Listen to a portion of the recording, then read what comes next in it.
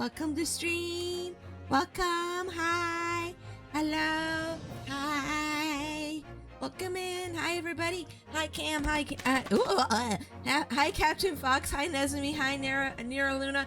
Hi, Dark Gravity. Welcome to stream. Thank you so much for the hydrate, Cam. I will get that right now. Thank you. Thank you. It's a raccoon. It's a me. Thank you so much for the hydrate. I'll do that right now. Thank you guys so much. Welcome in. Hello, everybody. Hi. How are you guys doing today? I hope you're having a fantastic day.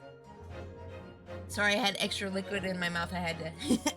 Anywho, hi, everybody. Welcome in. We're going to play some great Ace Attorney Chronicles today. And I got my new fit for this. So we can play this properly. Looking professional today. But welcome in. This is actually, we're starting the last trial of the Great Ace Attorney Chronicles today. We're starting the last one. The last one of this game. Well, hi. Oh, wait, that's right. Never mind. We're not done with this trial yet. That's right. We were at the very end of this trial. And then we're about to start the first episode of the last trial here in a second. But we are at the tail end of, I think it's trial 3. Yes. Hi, Scythe. Yes, that's right. So we were going to start cross-examining you. I remember now. I'm trying to catch up because it's been a couple weeks since we played. So let's see. That's right. We were cross-examining this lady, Scythe, and it turned out she was an accomplice to this guy over here. So let's see here. I'm still recovering from my sneezing fest on Wednesday. Oh my gosh. But I'm doing all right. Otherwise, I'm glad you're doing well. And also, hi, Gilster. Welcome to stream. How are you doing? I'm not a big fan of her and Mr. Robot over there. I like their designs, but yeah, they're jerks. They're both jerks. I agree. I totally agree with that. Let me, real quick, I gotta clear my throat real quick. Hold up.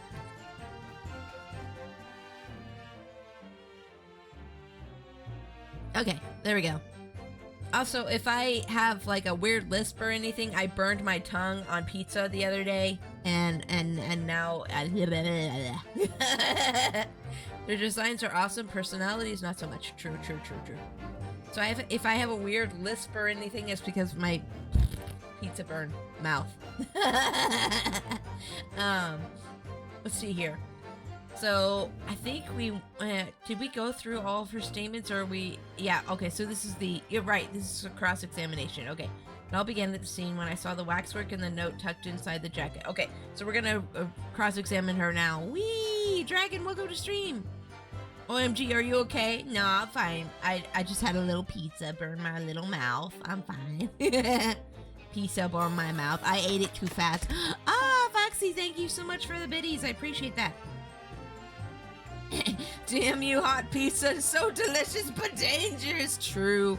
Also, welcome in, RD Crystal. How are you doing today? I hope you're having a fantastic day. But yeah, let's see here. Let's go ahead and start cross-examining this lady here. Let's cross-examine you, Missy. Hold it! From what you described before, it sounds like the note was anonymous. Did you have any idea of who was behind it? There are very few people in the know about what really happened 10 years ago to start with. Oh, that's right. So she is testifying about what happened 10 years ago in the professor case where Edgeworth's brother got killed. Yes. My boy Ryu is here. Yes, Ryu. You're welcome, hon. I hope you're doing well. I'm doing great. Thank you for asking. I'm doing fantastic. I didn't sleep very much last night, or at least I don't feel like I slept very much last night, but I do feel energized, so that's a good thing. That's a good thing, at least. And I got everything set up like way ahead of time today, so I just had time to like chill and drink my coffee before stream, so that was nice. Just sitting and drinking coffee for a second. I also hope I am fine. I'm just relaxing before I go to bed. Oh, I hope you sleep well. Thank you for popping in. Also hope you have a great day today. Oh, thank you. I appreciate that a bunch. Thank you. And yeah, Dark Gravity, if you need to go to bed too, that's perfectly fine. Thank you guys for being here. I appreciate ya. I appreciate ya. Also, happy Friday, everybody. TGIF. Woo, we made it through another week. Yay! Oh, thank you so much for the follow. Welcome to the Trash Panda Army. Thank you. I appreciate that a bunch. And if you want to join my Discord too, you can. We have a lot of fun community stuff in the Discord. But thank you so much for that follow. I appreciate that a bunch. There are very few people in the know about what really happened 10 years ago to start with. But anyway, I'd never heard of this engineer. So no, I had no idea. Yet despite not knowing who was behind the plan, you went along with it? Yeah, that's weird. Why would you go along with that? I had no choice. Protecting the professor's secret was my only concern. But the horse has bolted now, and the stable door will never shut again. Scotland Yard's reputation will be immeasurably damaged as a result of all this. That's true. That's true. It's gonna be damaged forever. Yes, thank you, Lord Van Zeeks. I'm well aware of that. So, as I understand it, what you found in the birdcage was the waxwork model. Where, then, was the victim's body? Van Zeeks, yes, the boy. All the characters from these games are great. I don't have to go right now, though, so I can stay for a bit. Oh, yay! That makes me happy. Okay, good. Good, I'm glad you could stay for a while, Dark Gravity. That makes me happy. Let's see here.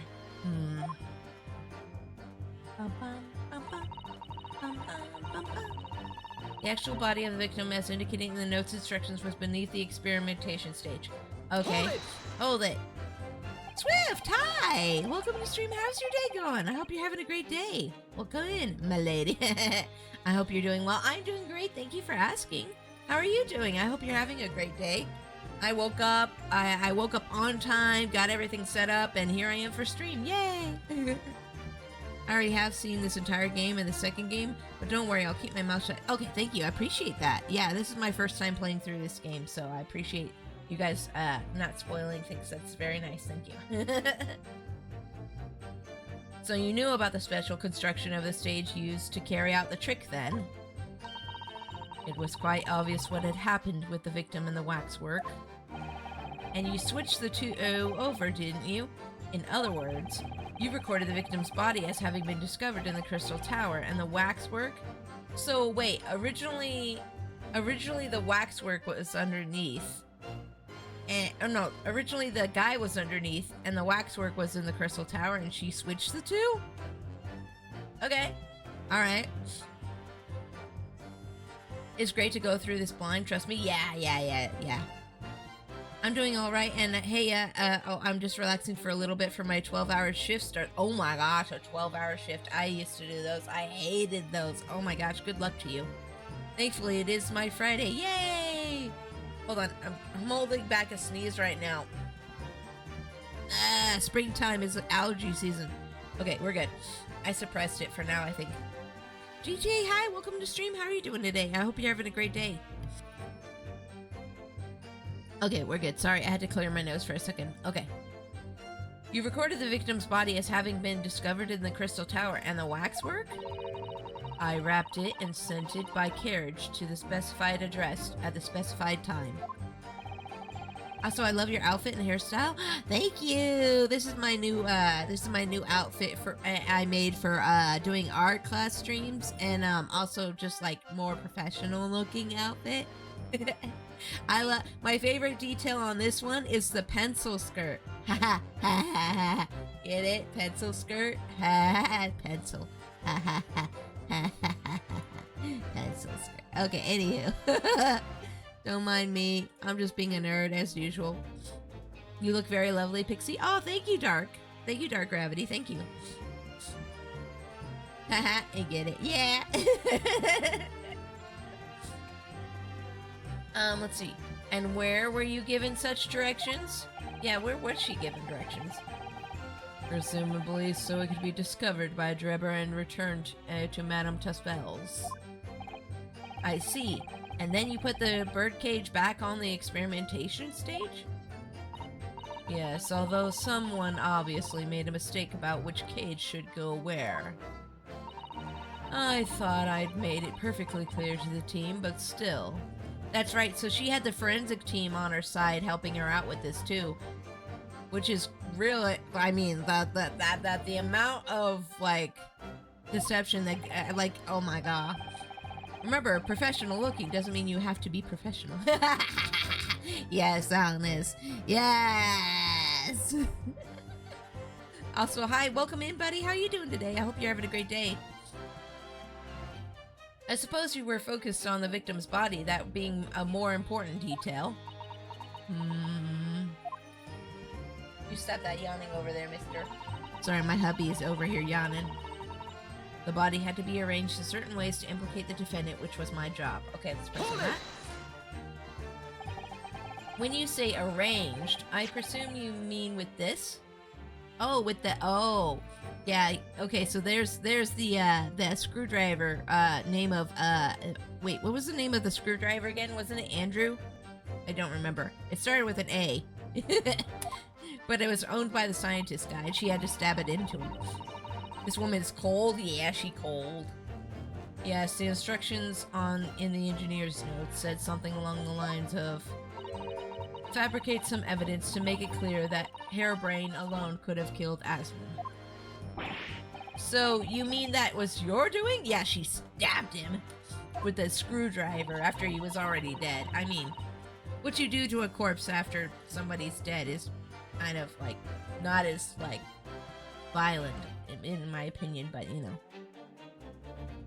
The Allen key? yeah, the Allen key. Wait, it might have been Allen, actually. What was its name? Hold on. I need to know the screwdriver's name. It's important. Oh, they took the name away. What was the name of it? I don't remember. Oh, well. Let's see. I fetched Hairbrain's ridiculous screwdriver from the stage and took it with me alone to the abyss under the stage where the birdcage had fallen. Alone, Doctor? You weren't alone, were you? I didn't feel it would be appropriate to involve anybody else in that particular part of the deception. Oh. Well, how nice of you. Except you involved them in everything else, but okay. There was a void under stage where I found the birdcage living in the dirt. Lying in the dirt. Sorry, excuse me. I can't read. Welcome in, Tasu. Well, hi. How are you doing today? I hope you're having a great day. We are on the final part of this trial, and then we're going to start the last trial of the game here in a sec. I approached it, leaned down, and slowly opened it up. And then she's stabby. Then I took the screwdriver in both hands and plunged it into the man's chest. Ooh! She stabbed him. She stabbed him. And then you noted that in your fake autopsy report as a fictitious cause of death. You lied. You lied. You deceived. You conspired. Exactly. I feel bad for her daughter, though. She's probably gonna go away to jail. I don't know who's gonna raise her daughter. I hope she has a husband or something. So the actual cause of death was... the trauma resulting from the 30-foot drop. My word. What is it, Mrs. Sato? Something about Dr. Scythe's last statement is playing on my mind, that's all. Yes, mine too. Dr. Scythe. Are we gonna have her amend her testimony? Probably. It's a lie! A lie! It's cloudy after a rain, so I'm nice and calm today. Oh, that's nice. Also, Swift Riff. Didn't know you were on here. What's going on, Red Pony? Yeah. Oh, yeah, Tasu and Swift, you guys know each other, don't you? Yeah. You know me, making peeps smile with a chaotic nature. Yay! That's nice. Same. You and me, Swift, same energy. Yeah, way back on Picardo. Yeah, that's right, yeah. Picardo gang! The Picardo gang is here. Let's see here. There's really no need to shout. I can hear you perfectly well. The defense calls for you to add what you just said to your formal testimony. Oh, which part? what do I want her to supplement her testimony with is, ooh, the real cause of death or what she did to the victim. I mean, they're kind of the same thing, aren't they? Well, not really. No, never mind. Not really. No, sorry. Excuse me. Waking up. No, that's not. I think we want the real cause of death, but let me go ahead and do a save here just in case I'm wrong. I think the real cause of death is what we need updated. Because if the real cause of death is him being dropped and falling, which, I mean, that's what it probably was anyways. You guys are some of my most well-known people. Well, for the people that I haven't met anyway. Yeah, for internet friends. Yeah. Yeah, let's go with the real cause of death. The real cause of death being the fall of 30 feet. That part. Fine, if that's what you want. Just stop yelling, please. Prosecution concurs. Very well. You will supplement your testimony now, witness. If you wish, my lord. Okay, great. Good. Add that in there. I'm gonna clear my nose real quick. Allergy season be crazy.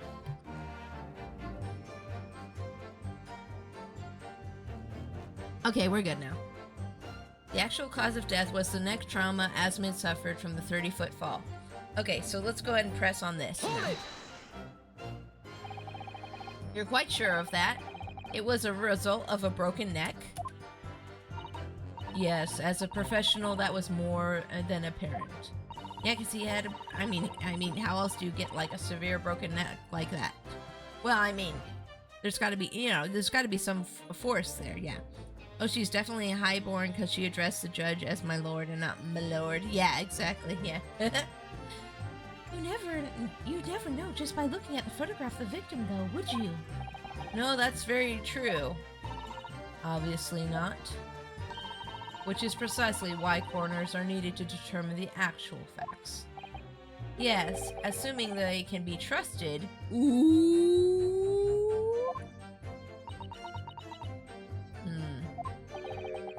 There's no point calling her assessment into question without evidence. Let's get back to the testimony. Very well. Okay, so... enlisted the help of the forensic team. Oh, okay. So that's probably... The amended statement is probably where we're gonna have to, It's probably where we're gonna have to, present evidence here. Is probably this amended testimony. Well, let's continue questioning throughout the rest of the testimony real quick here. Yeah. I want to get all the information. I enlisted the help of the entire forensic team to address the scene appropriately. Hold it! Okay. The entire team? In perverting the course of justice? Yeah, really? The entire team? My team consists of the very best investigators there are. I demand loyalty from all members. We operate on a code of chivalry of sorts. Yeah, sure, yeah, a code, You aid and abet a murder, commit perjury, and dare talk of chivalry? Yeah, what? Yeah, what? Huh? It was a matter of priorities. What? Nani? Nothing was more important than protecting the secret of the professor. My team did what was necessary without losing sight of the primary goal. I consider their conduct exemplary. Ugh. All for the professor secret. All for that. Don't concede to the point, Mr. Naruto. You mustn't let her win. I need a lawyer. Wait, the lawyer needs a lawyer. Oh, we're in trouble. I'll take that silence as a tacit acceptance. Now, can we move on? Professor. Oh my gosh. Why did I burn my tongue on pizza the other day? I'm having a horrible lisp today. Poor Professor Senpai. I'm pretty sure that's not how it works in the UK. Yeah. Maybe. I don't know. I don't know. I don't live there. I can only guess as to what things are there. The truth about the execution 10 years ago is a state secret of the highest level. I had to protect it. Yeah, this is... So her whole reasoning behind going along with this was to protect the professor's secret because it was a state secret. And she's like, well, the government needs it secret, so I'm going to protect it. But I feel like there's a little bit more to it than that. It feels like there's probably a little bit more of that. Speaking of burning chunks, I need to make some soup at the clothes store. Oh boy. Well, you have fun with that. You have fun with that. Okay, let's see here. Let's press on this one. But at what cost? Faith in Scotland Yard is going to suffer a terrible blow as a result of this. Yeah. Doing the wrong thing for the right reason is never a good idea, in my opinion. It's never really a good thing, in my opinion. Strange Dragon, hi, welcome to stream. How are you doing today? I hope you're having a great day. Don't mind me, I have a horrible lisp because I burned my tongue on pizza. And your precious secret is out now anyway. Yes, as you say. And I take full responsibility. Slow me down, Dr. Scythe! Surely there was some other way you could have protected the secret? No, there really wasn't. I've done my utmost, believe me. I'm trying to get the blah blahs out. In many ways, I respect your determination. Oh, I thought that was just Sato talking for a second. Whew, I nearly froze under the cold stare as she said that. I do believe she was being genuine, though, Mr. Naruto.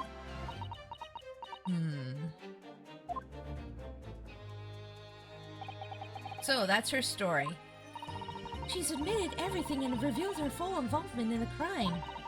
I do wonder if there could really be much more to it. Well, I don't know, but I just have a feeling. Do you, Mr. Naruto? The truth is, I find it strange, too. How those two are reacting to this in completely opposite ways, I mean. Oh, look, a bot! Die, bot, die! Haha! I killed the bot. Okay, sorry. Anywho. I hardly ever get those banned myself before my mods get to them. I beat the mods to it. Nice. Yes, exactly. I apologize, I zoned out. No, you're fine. I had fun doing it. I had fun doing it. Oh my gosh, thank you for the resub! Thank you for the resub. Thank you for the resub. Thank you for the resub, souls. Bump, bump, bump. Thank you for the resub. Thank you for the resub. Thank you for the resub, souls. Bump, bump, bump. Thank you so much for the resub. 28 months. Thank you so much. I appreciate the continued support of the channel. 28 months. Let's go. Yay! Thank you so much, souls. Hi, welcome in. How are you doing today? I hope you're having a great day. I hope you're having a great, fantastic day. We're playing some more great Ace Attorney Chronicles right now. Yay! Thank you. Hold on. I gotta clear my throat again. Oh, more like my nose because allergy season be and poopy. By the way, guys, how's my microphone sound right now? Is anything echoey or weird? I'm gonna make sure real quick that the cord's plugged in proper. Okay, yeah, the cord's plugged in properly. We're good. Yes, exactly. Yes, exactly. Sounds good? Okay, good. Thanks, guys. Yeah, I need to make sure the cord's plugged in properly because if it's not, we have a weird, like, echoey thingy. Also, hi, Nero Luna. Did I say hi to you already? I'm pretty sure I did, but hi again. For some reason, I feel sure they're trying to hide something. Of course they're trying to hide something. They're criminals! Okay, so let's go to that amended statement real quick here. Okay, da-da-da-da-da-da-da-da. Body had been arranged. The actual cause of death was the neck trauma has been suffered from the 30-foot fall. Yeah, okay. So let's see here. I feel like we need... Okay, so we probably need to present something here, but I'm not really sure. I'm still waking up here. I need some more coffee. Let's see here, okay. The actual cause of death was the 30-foot fall, huh? But it doesn't really look like it in this picture. That's the only problem. It's been 2 weeks since I played this game. Don't forgive me if I forgot a bunch of stuff. Forgive me if I forgot most of what I was doing here. The killer's autopsy report. That's the professor's autopsy report. So then, did we amend the original autopsy report? Yeah, this one. Dun, dun, dun, dun, dun, dun, dun. I wonder if we should have done the other statement after all. I wonder. What do you guys think? I wonder if we should have done the actual statement. Thinking.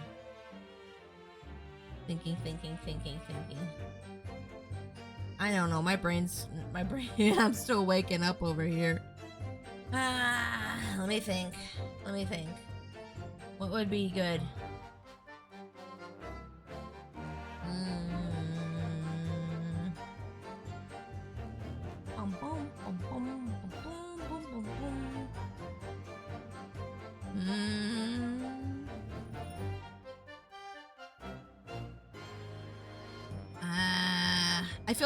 I feel like it's the other statement because I can't think of any evidence that would actually match this statement now I'm thinking about it.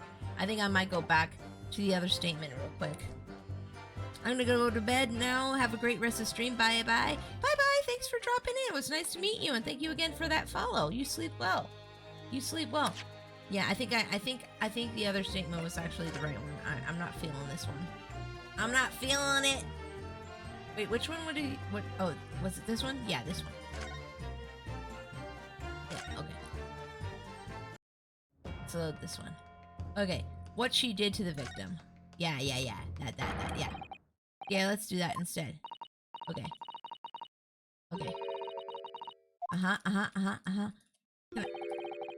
I'm gonna put the. Can I put the autoplay on, or should I just skip through here? Come on. Okay, great. Okay, she's gonna supplement that. If you wish, my lord. Okay, great. Okay, so what? I stood over the victim's corpse where it lay in the toppled cage and plunged a screwdriver into the chest. Okay. So let's see here. Okay. Do we still need a question on the rest of this? Do we still need a press on the rest of this? Did we get any information that we need to press for again? I don't know. I don't think so. I think we're good to go back to the statement here. Let's see here. Okay, let's think. Stood over the victim's corpse while it lay in the toppled cage and plunged the screwdriver into the chest. Okay. I'm gonna make a second separate save for this choice. There we go. Okay. Okay, let me think. I think this would probably. I think this one has actually more of a chance of getting evidence aligned with it than the other one. You know what I mean? Let's see here.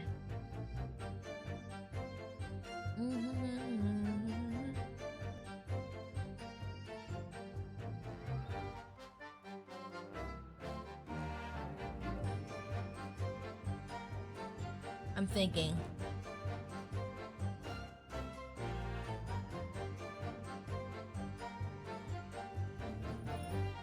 Let's look at the picture of the let's look at the picture of the guy getting stabbed again real quick.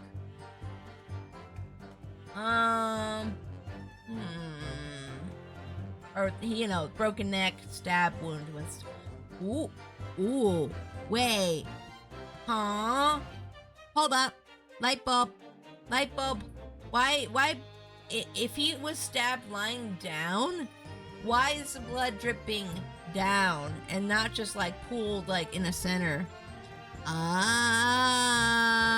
You were stabbed before. He was, wait, oh, that's actually bad for my case though. But should I go ahead and do that? Maybe, I mean, it's a good detail. I mean, the blood is dripping downwards, so that is a... Okay, yeah. He was... wait, maybe the body was already stood up and then stabbed? I don't know, but let's start with that. Okay, Missy, explain this. Oh. Wait, I didn't get to do my hand. No! I didn't get to do it. Hold on. Wait, was it this one? Objection! There we go. Objection! There we go. Okay, we're good. Okay. I made a toggle for that and I didn't get to do it on time. I'm so upset. I didn't think that was going to be an objection. Crap. Wait, what? Yeah, I made a toggle. I made a toggle for objections now. Yeah, I have an objection toggle. Yes, because I love Ace Attorney so much. Look. Objection. There we go. Now we can do this properly. Let's go. I've got a nasty feeling that this inconsistency points to an extremely uncomfortable truth. Yeah, I was just saying this is gonna make our client look bad, but okay. What on earth is the matter, counsel? Have you lost your tongue? No, I burned it on pizza, Judge. I apologize, my lord. Dr. Scythe, in that last statement of yours, there's just one point that seems to defy explanation. Out with it, my learned friend. There's an obvious inconsistency between your description and this photograph. Look at this. Wait, hold on. We need the redeem. Where's that redeem?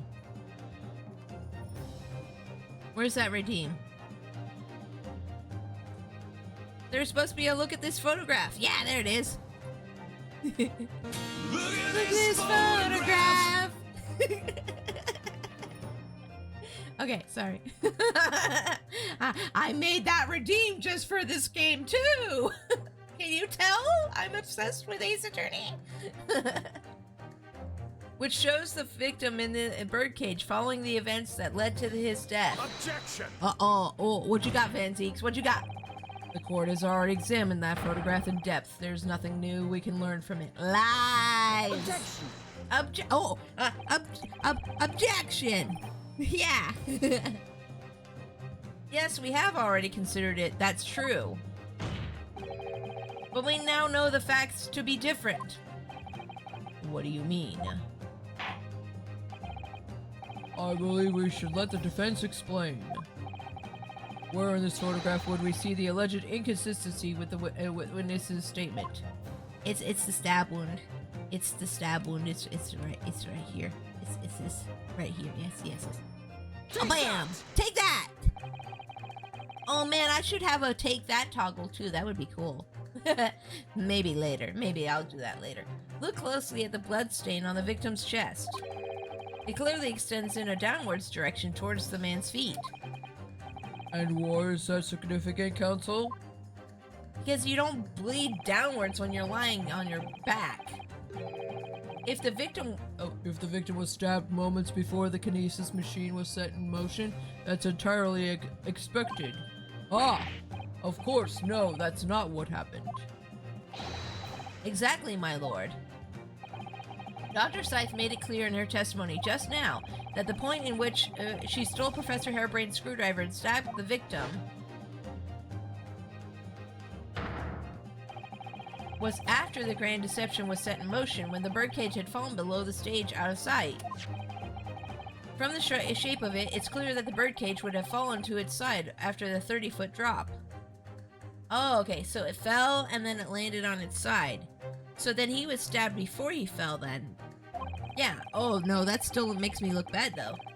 And if the victim had really been stabbed whilst inside the birdcage in that position, the blood from the wound would have spread out equally in all directions. Yeah, it would be like just a circle, not a line down his chest. For it to have formed the longitudinal appearance we see in the picture is inconceivable!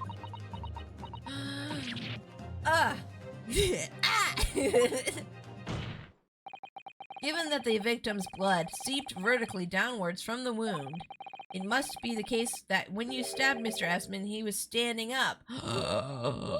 She killed him for reals. For reals! In short, Dr. Scythe, your latest testimony was a total fabrication! She lied? No! Again?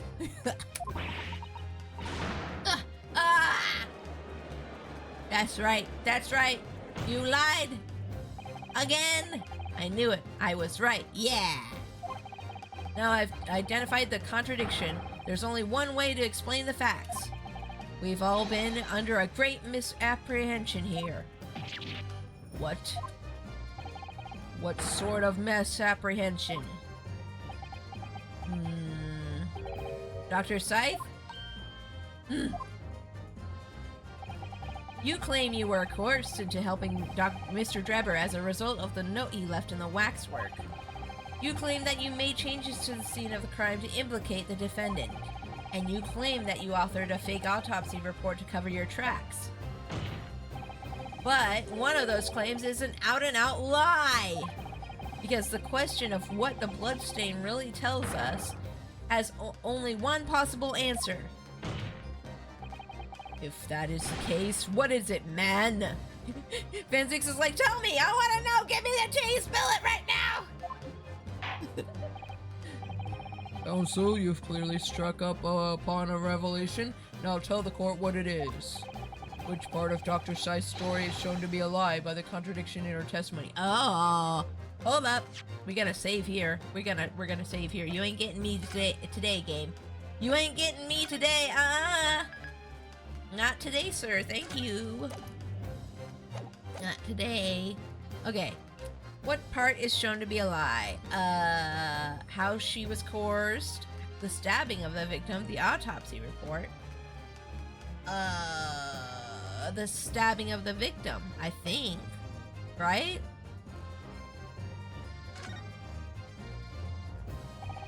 The answer is very simple if you consider the sequence of events. If, when the victim was stabbed, the blood from the wound seeped downward as it did, we can be sure that the victim must have been either sitting or standing upright at the time. But as you rightly pointed out, the birdcage would have fallen on its side when it fell beneath the stage. Yes, it would, which tells us that the victim must have been in that position of his own accord. Objection! He let her stab him? Whoa. That's a little, a little sussy, okay. That's impossible. The man was dead, remember? Or was he? I don't know. No, that is the misapprehension. So he wasn't dead. Oh. Wait, what if he fell and broke his neck and he was like, and she's like, oh no, I'll put you out of your misery. Stab, stab. Oh no. Oh man, what an awful way to go.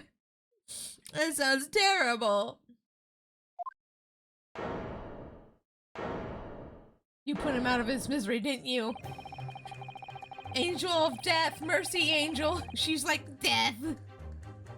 When the birdcage fell from the stage into the void below, it must have hit the ground with considerable force.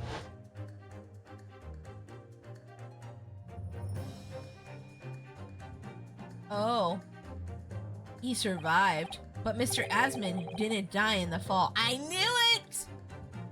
And he was like, he's not dead, so she's like, oh, she either Mercy killed him or she killed him because he wasn't dead enough. Oh, he's not dead? Oh, kill him. Okay, got it.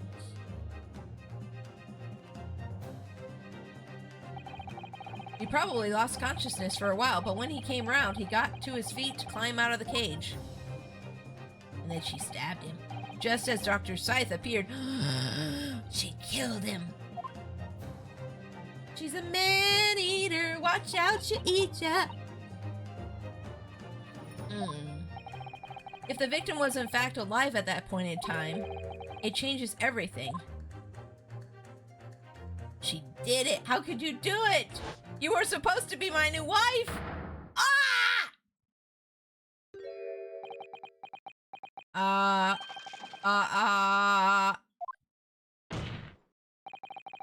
Mr. Odiasman's killer wasn't the defendant, Professor Albert Harebrain. Nor was it the mastermind behind the stage trickery, Mr. Enoch Drebber. It was you, Dr. Courtney Scythe! Grr. Ah!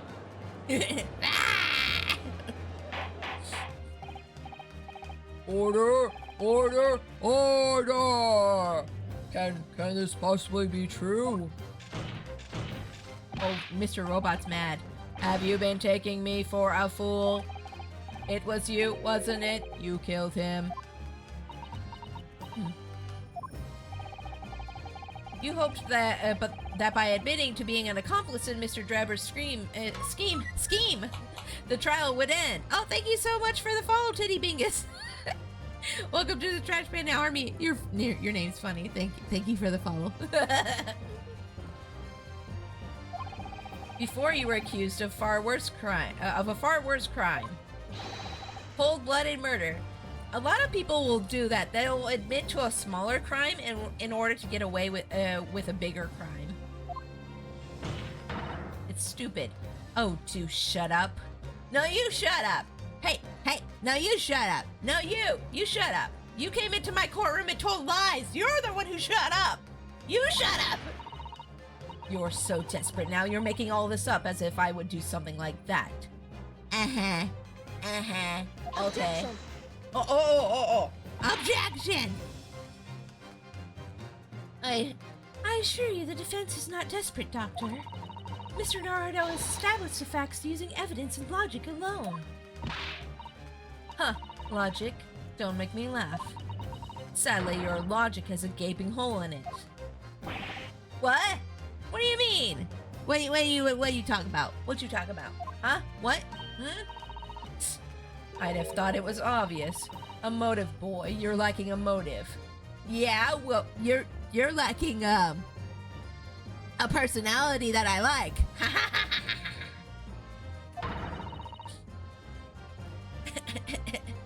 Your Honor, I'm sorry, this is a PG-13 stream, so I'm gonna have to delete your message, but thank you for participating in chat. What possible reason would I have to kill Mr. Asman?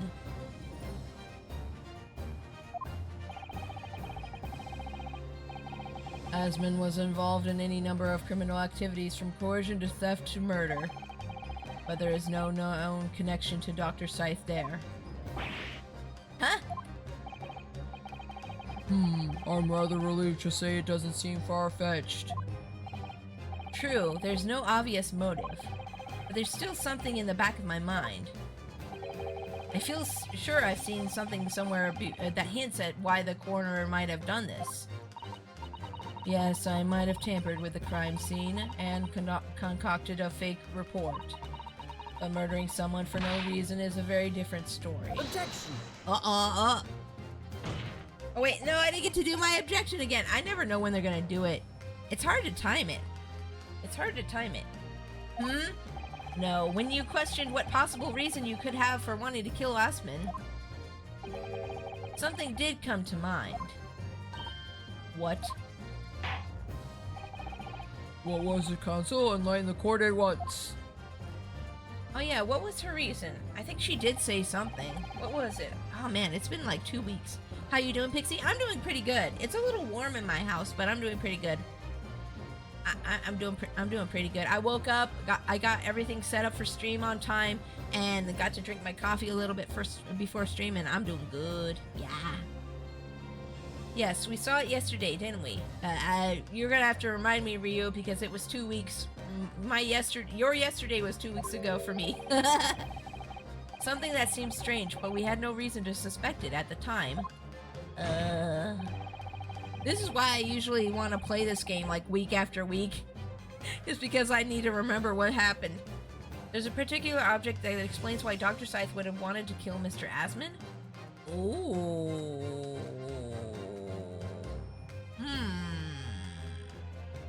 Hold on, let me do a save here. I don't know which one of those it is. Which one could it be? Which one could it be now? It's not the screwdriver. The iron mask. The reason why Dr. Scythe would have wanted to kill Mr. Asman. I don't think it's the iron mask. Scalpels? Was there something about scalpels? I feel like there was something about scalpels, wasn't there? I don't know. I'm gonna try scalpels. I have no idea. I'm guessing here. My brain's just like, I can't remember that far back. Oh no. It's a scalpel, or rather scalpels. There was something about scalpels, wasn't there? I'm trying to remember what it was. Did you say scalpels? I did. Ah. I must have gotten the right answer. It would appear that the word has struck a chord, Doctor. You. Come on, out with it. It was yesterday when we visited your laboratory. Yeah, there was something about scalpels. Oh, that's right. She wrote down that she needed she used 50 something scalpels. And I was telling you guys, I feel like that's weird and maybe they're, fudging the books a little bit on their budget so they can get more money. You know what I mean? Look at this big thick book here. Ah, it appears to be an accounting ledger. It's a record of the forensic investigation team's spending, I think. Oh? What is it? It's clear that the team purchases various equipment and supplies on a monthly basis, but, well, one entry seems rather strange. Really? In what way? Hold on, I gotta clear my throat.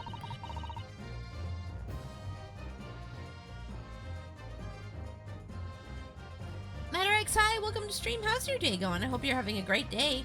We're going through, we're playing more Great Ace Attorney Chronicles right now, and we're finishing up Trial 3, and then we're going to start the last trial for this game here in a second. They're buying 500 scalpels every... Oh, it was more than 50. It was 500. What the heck? 500 scalpels every month. What the heck? They are definitely fudging the books, and not in a very smart way either. I finished Demon's Crest and continuing Xenoblade Chronicles. Nice. I hope you have fun with those. I haven't played either of those. 500 scalpels a month? At first, I wondered what on earth you could be using that many scalpels for. I don't think they're actually getting that many scalpels. But actually, I realized no, it's not the scalpels themselves that are significant. It's the money for them, disappearing every month for the department's accounts. What did I say? What did I say? They're taking the money and they're just being like, 500 scalpels. Yeah, that's what we needed that much. Yeah. Nothing sussy going on here. Yeah, no. Asmon's criminal organization relied heavily on extortion for its funding. Oh, he was extorting her for money, and then she was writing it down as scalpels. What dark secret did she have? Oh wait, I bet he knew the true identity of the professor. And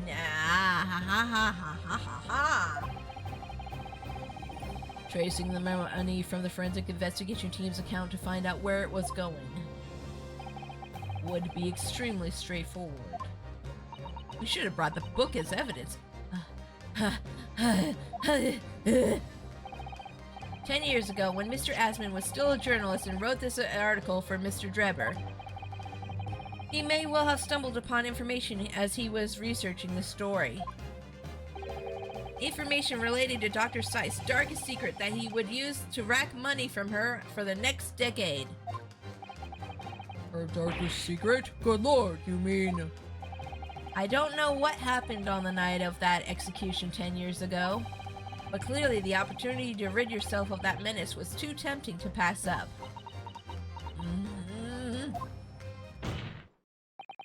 So, in the end, you weren't coerced at all, were you? You did it entirely of your own free will. Yeah, she did. She wasn't coerced to kill him. She did because he was in the way. Yep. You stabbed Mr. Asman in the heart with all your might. To silence the blackmailer who knew your dark secret forever! Forever! Oh, what's up? You mad? You mad? You'll never understand. None of you.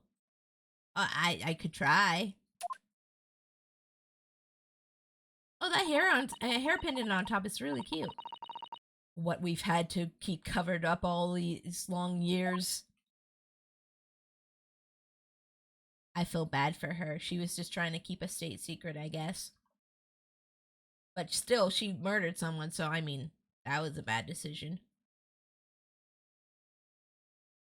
It is awfully quiet.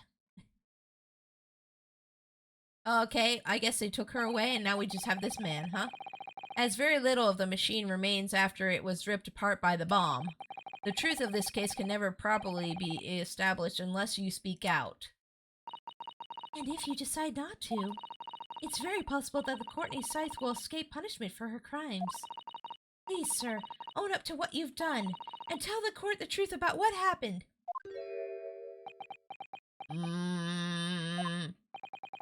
10 years ago, you told the truth and you were robbed of a bright and successful future as a result.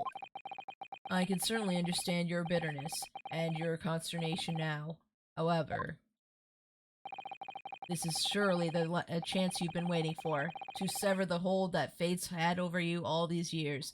I kind of feel bad for Drebber, too, because he did have a bright future and then everything kind of was taken away because he testified. I mean, honestly, though, he shouldn't have been stealing from graves. Like, I feel like you could have found a job or something else to get money for school instead of stealing from graves, you know? I don't know. Super high voltage instantaneous kinesis, I mean, really?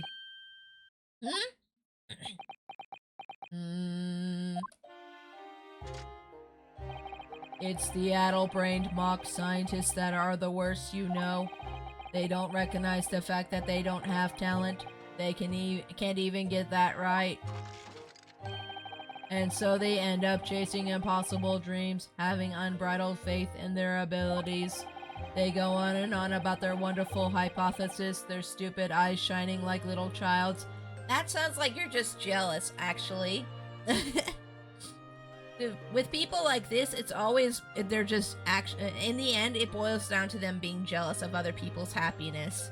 And hope and faith in humanity, honestly. It's what, there's this phrase that I like, what is it? Like, the brightest light casts the biggest shadow. And that's how some people like him are, where it's just like they see somebody who's so bright and happy and full of hope, and it casts a shadow over everything in their life that made everything bad in their life, and they don't like looking at that, so they'll mock the people who have that bright light, you know, shining on them. It's basically it. That's the haters. You got it. It boils down to what it boils down to is just jealousy. They make me sick. I can't abide their foolishness. Yeah. You just don't like looking in the mirror, huh? Careful, Mr. Drebber. I was particularly pleased with the kinesis machine. It made for quite a show, didn't it? So you admit it? You admit that it was nothing more than a sham made for the purpose of killing the victim? Yes, I admit it. I did it all in the name of the revenge. Revenge for the future that Mr. Asmon's article had deprived you of 10 years earlier. But the revenge you sought didn't stop at Asmon, did it? Which is where that very particular waxwork comes in. Yes, I see. The condemned convict you saw rising from the grave in Lowgate Cemetery 10 years ago. If your account of those events was all true, then obviously Scotland Yard couldn't afford to acknowledge what had happened. Even if it meant discrediting a bright young man and crushing any future career he might have had. Oh, so yeah, he tried to get revenge on Asmon and the police. Oh boy. So your plan required that you abduct that particular waxwork model in order to extract your revenge on Scotland Yard as well, or on Dr. Scythe to be precise. I still hope that we open up the iron mask on the model and it shows like the real face. I don't know.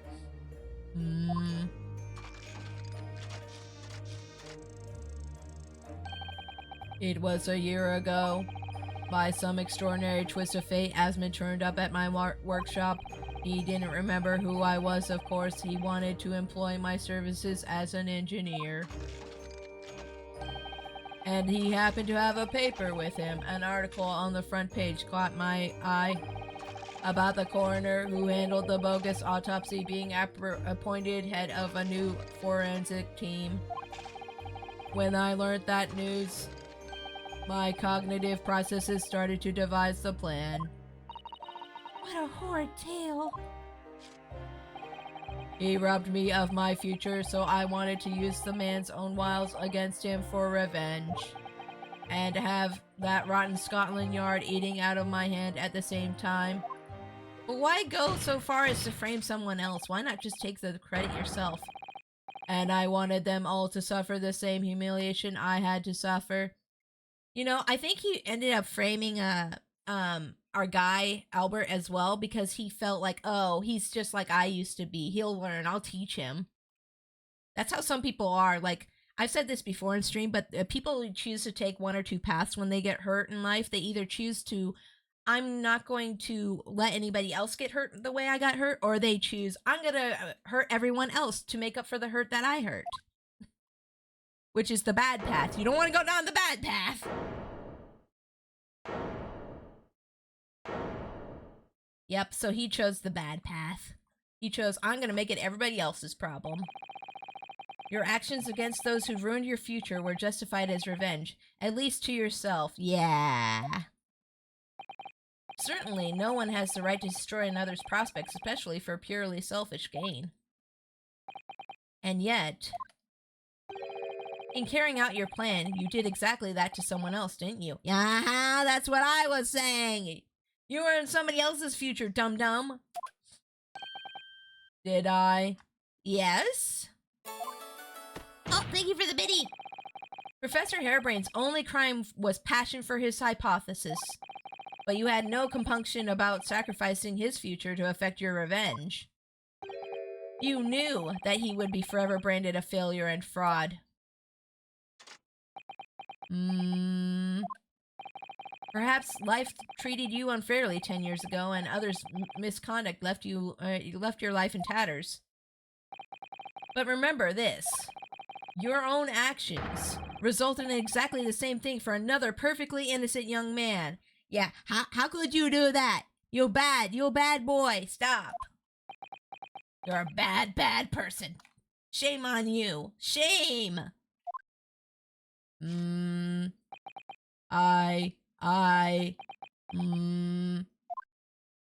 Oh, so now you feel shame. Oh, okay. You had to have it explained to you and spoon-fed to you like a child, huh? You didn't realize what you were doing until just now, huh? Lord Redseeks, what of Dr. Scythe? An immediate warrant for her arrest has been granted, and she's been remanded in custody, my lord. Okay, anywho, I had to get the blah blahs out. I presume she will face trial in the coming days, along with Mr. Drebber. A most regrettable situation indeed. She's made great contributions to her profession over the years. It really is a hard truth to swallow. Yep, a bunch of people made dumb decisions. It is what it is, though. However, that is a topic for some future occasion. For now, Miss Professor Harebrain. Oh, hi! Hey, buddy!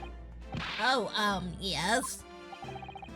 It seems there was a great deal more to your experiment than you realized. However, I think we can assume now that all the sordid details have been brought to light. This has been a very long and profound trial, but I am pleased to say you are absolved of all guilt. This whole experience has taught me a very great but painful lesson. This dedicated scientist, this devotee of natural philosophy. I've been selfish and self-centered and, above all, a fool. Professor. I've spent my life thinking of nothing but my research. Misguidedly believing that I could do whatever I set my mind to despite my lack of talent. And the worst of it is, in the process, I've caused others pain and misery. Others who are far, far greater people than I. No, Professor, that's not true. What? Don't tar yourself with the same brush as Drebber. What happened was his doing, and his alone. This outcome is his fate, not yours. You're not to blame in any way. Yeah, you're not to blame. Lord Van Zeeks, see? He can be a nice guy. He does have friends. And the derision with which he referred to you earlier, calling you a fool, talentless even. The man has no idea. To believe in yourself and to work your fingers to the bone to realize your dreams. That's laudable, not laughable. That's good, Van Zeeks. That's good. What a good boy.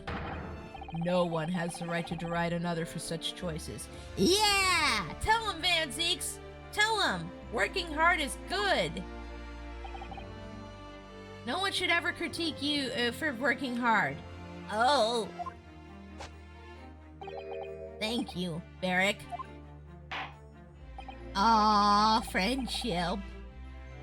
So, ladies and gentlemen of the jury. Yes, my lord. It is the court's expectation that you find the defendant not guilty of the charge for which he stands accused. I presume there are no objections? Not from me, my lord. Certainly not. This trial has really made me think, but this is the right decision.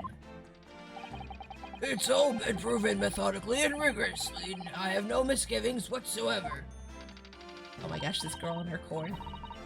What's that? He's done, is he? It's all over? I don't know what's become of all of the yard these days. I don't recognize the place. Very well. In that case, I hereby pronounce the defendant... Here we go!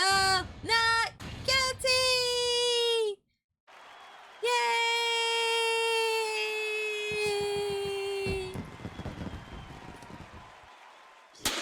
Yay! On that day, Hairbrain simped for Von Zeke. Oh, he was already a simp for Van Zeeks, but Court is adjourned. Court is adjourned. Yay!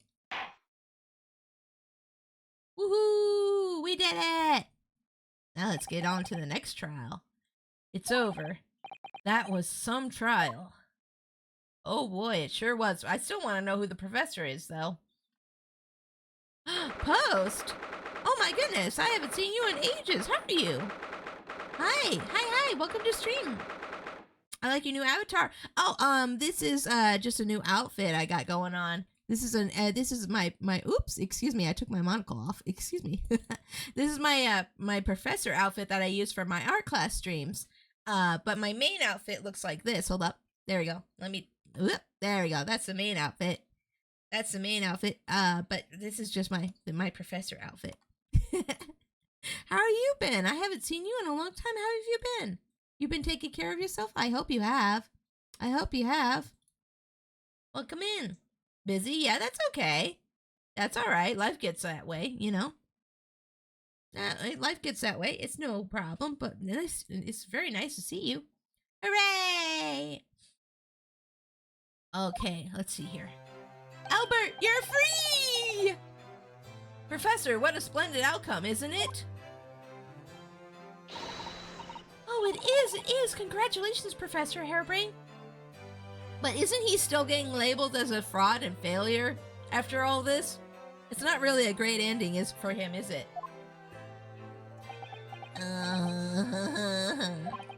Mr. Naruto, Miss Sato, I am truly beside myself with gratitude. How can I ever thank you enough? I'm just glad it's all been cleared up, that you realized you were caught up in a bad situation. Right now, you know, if I had that research grant money, I'd give the whole lot to you, every penny. Well, that's very kind, but I'm just a student, so... You don't need any financial reward. Your acquittal is more than enough. Wait, no. Sasato, you don't talk for us. Don't talk for both. I mean, the money, you know, I'm not opposed to taking some money when you get some. We worked pro bono again. We did a pro bono case again. As it always goes in Ace Attorney series. Oh dear, oh, what can I do? Aha!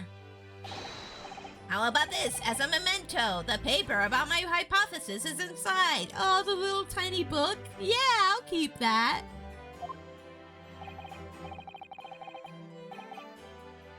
Well, just as a memento then, thank you. I've been wondering, Professor, what are you going to do now? Oh my, yes, what am I going to do? My hypothesis was, and my great machine lie in ruins. But still, it's been too long since I was last in London, so perhaps I'll enjoy some sightseeing. To procrastinate before I think about the future and get anxious. I must explore the great exhibition whilst I'm here too, to see if any new inspiration hits me. Oh yes, that's a wonderful idea. I can't allow that. Who's saying that? Who's saying that? Who says that? We can't, huh? Oh, hi. What do you mean you can't allow that? Lord Van Zeeks, what are you doing here? Eric! I'm sorry you had to go through that, Albert. Well, if I'm honest, it was terrifying. You were like a great demon behind your bench there, snarling down on your prey. It was kind of hot. I mean, I don't know what I'm saying. You're one of the few true friends I have. I couldn't leave it to anybody else to handle the prosecution or the defense. I can't allow that. He has a dinner date with me. That would be awesome. Aw, they'd be so cute together. Sorry, or the defense. Did I just hear that right? Boys, just kiss already. Yeah. Kiss. I already knew that you had my best interest at heart. Don't worry. How about you show me around while I'm here in town? He asked him out? Oh, so daring. It's been a long time since we left university. We have a lot to catch up on. Listen, Albert. In a few days, your acquittal will be made official. When that happens, you must head straight to Dover. I'll accompany you. What? From there, you'll cross the channel and make your way back to Germany. I've already purchased the tickets. Oh, he's afraid that whoever actually is the Reaper of the Bailey is gonna get him. He gotta go. He gotta go back out into Germany. He's gotta go back to Germany. He's not safe here because he just got acquitted, and anybody who gets acquitted against Van Zeeks ends up dead. So yeah. But no, hold on a minute, Barrick. What about the great exhibition? This is the chance of a lifetime for me. I want to look around. No sightseeing, Albert. Give up on the idea. You go home. You go home now. Sometimes it's hard to see any warmth in those eyes, Barrick. You make it hard to love you. Lord Van Zeeks? What's all this about? Unnecessary precaution. Yes, I think I understand. You do? I do. Well, Iris told me that when you met Lord Van Zeeks at his office some days ago, he asked how Mr. Natsume was doing. Yes, that's right. I remember being surprised at the time and thinking it was nice of him to ask. The point is, Mr. Natsume is still alive and well, even though it's been more than 6 months now since he stood trial with the Reaper as a prosecutor. You mean the Reaper's influence doesn't stretch overseas? Those in the Reaper's sights meet their ends days or sometimes months after their acquittal. That's been the pattern up till now. But of course we know that both Mr. Natsume and Gina were completely innocent. True. And perhaps that governs the Reaper's actions. The truly innocent are spared. But I don't want to take any chances with a close personal friend. Aww. But Theric. Like the mustached Nipponese, this man should leave this country without delay. That's why I'm packing him off to Germany at once. We're going on a vacation? Yes, Can we book a hotel together? maybe. We're right. Does your friend-shaped package get any say in it? Friend-shaped package. Wait, is this to do with that note at the end of the first game? Yep. Yep. Basically, yeah. I think so, at least. This is all wrapped up in the whole professor thing. This is all tied together somehow. Goodness, what was your intention all? Was this? Oh my gosh. Goodness, was this your intention all along then, Lord Van Zeeks?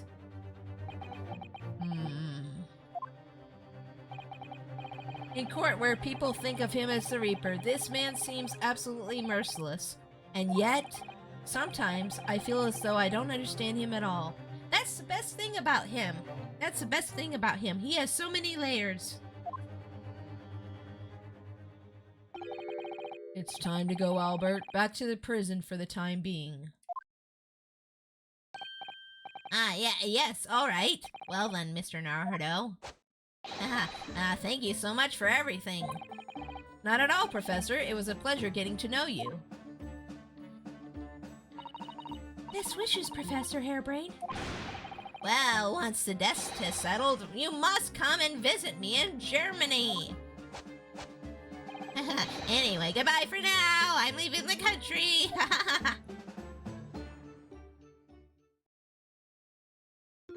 Does this make you my VTuber parental unit? Hi, Pixie. Hi, dude. Welcome to the stream. How are you doing today? I hope you're having a great day. We're playing some great Ace Attorney Chronicles right now.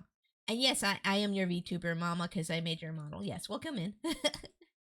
Yes, friend-shaped package. Yeah, friend. Yeah. Now, my Nipponese friend. Oh, yes, I thought you'd gone too. We have matters to discuss. Can you spare me some time? A date? Yes, sir. I'm ready. You want to talk with me? With me? Oh my god. I'll be waiting in the courtroom in 10 minutes. Is my breath fresh? Guys, does it smell good? Guys, I'm not stinky, right? My hair looks good, right? We're ready? Okay. 10 minutes, I'll see you there, baby. Oh my god, 10 minutes? Oh my god, can I even... Oh, you got fresh wine? Oh no! Ah! I thought he was gonna say bed chambers, not courtroom. I don't think I'm ready for that yet. Well, that was strange. For some reason, I didn't get that sense of impending doom as he walked away this time. Did you watch him walk away? I hate to see him leave, but I love watching him walk away, if you know what I mean, and I think you do. The Enigma, Barrack von Zeeks. What does he want to discuss, I wonder? Our future? Having children? Getting married? I'm ready! The answer awaits in the courtroom, I suppose. Here goes, then. In the courtroom, Van Zeeks? How scandalous! Okay, I'm ready. I think my breath is fresh and everything's good. Okay. Wait, are we gonna take the mask off? So, are you satisfied? You saved a guileless scientist from a great injustice. Oh, right! Cosma's here. Cosma, you gonna take off that mask finally? I'm sure it's Cosma. I'm 99% sure that's Cosma. Yes, I think so. I'm relieved, at least, that the man's innocence could be proven. Why do we have to stand so far away from each other? Anyway. Why'd you bring Cosma? It's gonna make it weird. He's a third wheel. I imagine you've been wondering where my animosity towards you Nipponese comes from. I've been wondering that for a while, actually. Like, what did I do? Pixie is such a simp. Honestly, me too, though. I just met it. Hey, hey, hey, hey, hey, hey, hey. Hey. Yeah, everyone simps for this man, okay? He's just that good, okay? Yeah, smack yourself into shape here. Okay, let's go. Well, at first I thought you just didn't like me. I imagined you saw me as a pretentious child from an unimportant land who had no business being here.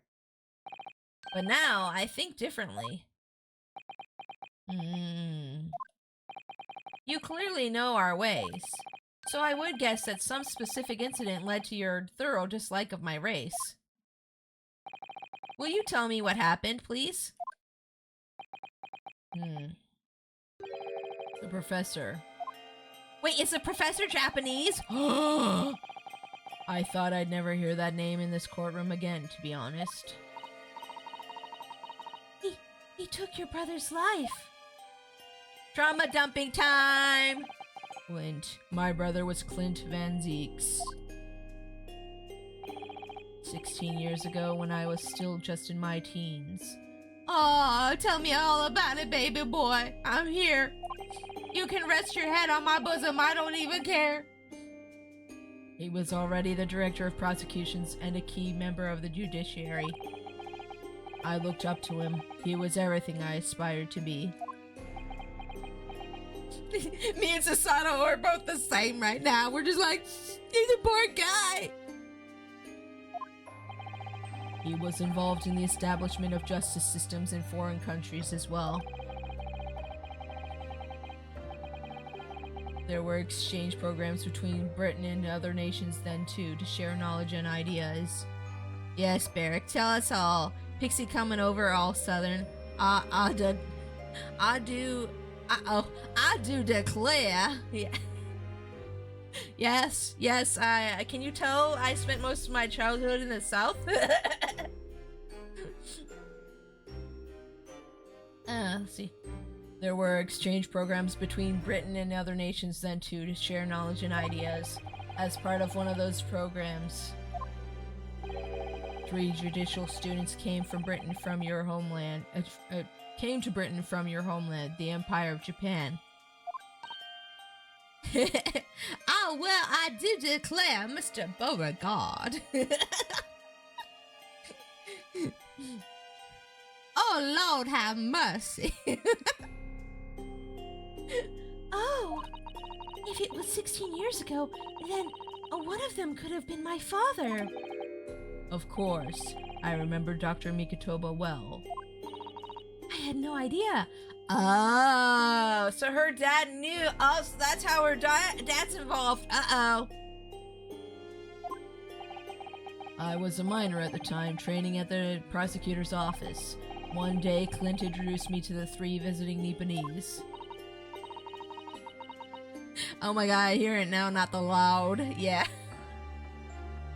It comes and goes. I spent pretty much most of my childhood in Virginia, and then we moved to the Midwest around the time I was 12, and so some of it is mostly gone from my speech patterns, but it comes out in different ways. You won't imagine the amount of bullying I got from it when I was in school. I thought people were just making fun of the way I talked because I don't know, I just thought I had a problem with speech. Like I took speech therapy when I was a kid to try to fix a lot of my stuttering issues. I had a lot more stuttering issues when I was a kid, and I had problems with S's and stuff. So I thought I still had like a speech impediment problem, and that's why people made fun of me. And then I found out, no, it was actually the Southern accent. Oh wow, I just moved out of Virginia. Nice. Oh man, Virginia's so pretty. I remember it being so pretty. I haven't been back in a long time, but there's a lot of waterfalls there. That's what I remember most about it. That's so it comes and goes. The Southern accent comes and goes. It comes out a lot though when I'm angry. When I get angry, you'll hear the real Southern girl coming out then. So you've actually met my father. He and his colleagues were polite and amicable. They were adept in their work and exacting in their standards. I love the mountains. It's so flat in the plains. True. True. Well, I mean, where I live, it's pretty hilly. But I used to live in Kansas, and Kansas was completely flat. I shall have to resist making jokes about Southern conservatism. Conservatism. Yeah, let's not do any politics in my streams. Thank you. I'd rather not, because people get too uppity and it's too much. It's too much. I miss them. Aww, the mountains. Yeah, I don't remember them really well, because most of my childhood, I actually can't remember most of my childhood. That gets into my trauma. I'm not going to get into my trauma on stream, but anywho. Anywho, I'm safe. I'm happy now. Anywho. It was my first encounter with the Nipponese spirit, and it made a very great impression upon me. But 6 years later, that's when it happened. The investigation was going nowhere. There were no suspects even, just an ever-growing list of victims. And in the end, my brother became one of them. The last, in fact, before the case was finally resolved. I'm so sorry, Lord Van Zeeks, truly. Clint was already ready to put his life on the line for justice anyways. So he wouldn't have wanted it any other way. He lost his life to the killer, but it was his victory in the end. For me personally, though, it was a great loss. I found myself in a very dark place indeed. Poor Van Zeeks. When I finally found out the killer's identity, the reason why no one had been able to catch the man sooner ceased to be such a mystery. He'd been hiding in plain sight all the time. In plain sight? Are you aware of political events 10 years ago? No, tell me. It was a period of extremely sensitive diplomacy between the British and Japanese empires. A new treaty was being forged, I think. Correct. The Anglo-Japanese Treaty of Friendship and Navigation was being concluded. The leaders of both countries were deep in extensive political discussions, which is why this particular killer's appearance in court was conducted as a closed trial.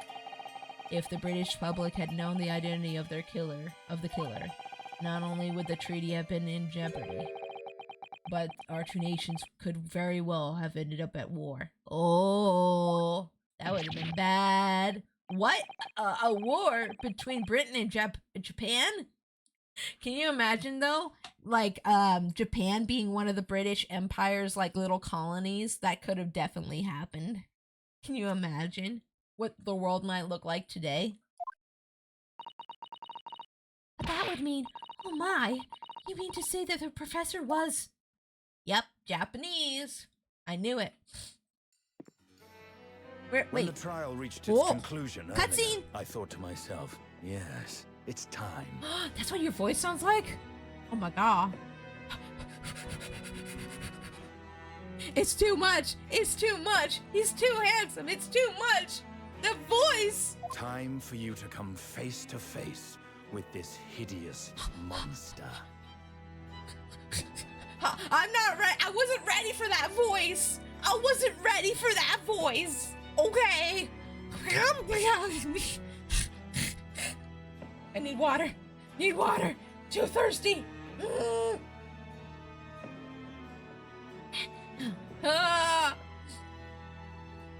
Okay.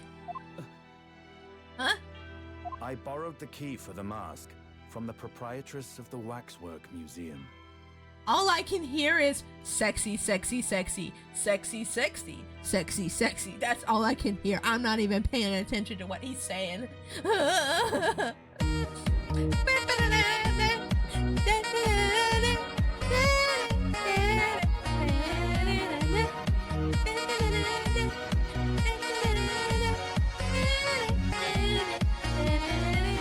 Or something like that is playing in my head, yeah.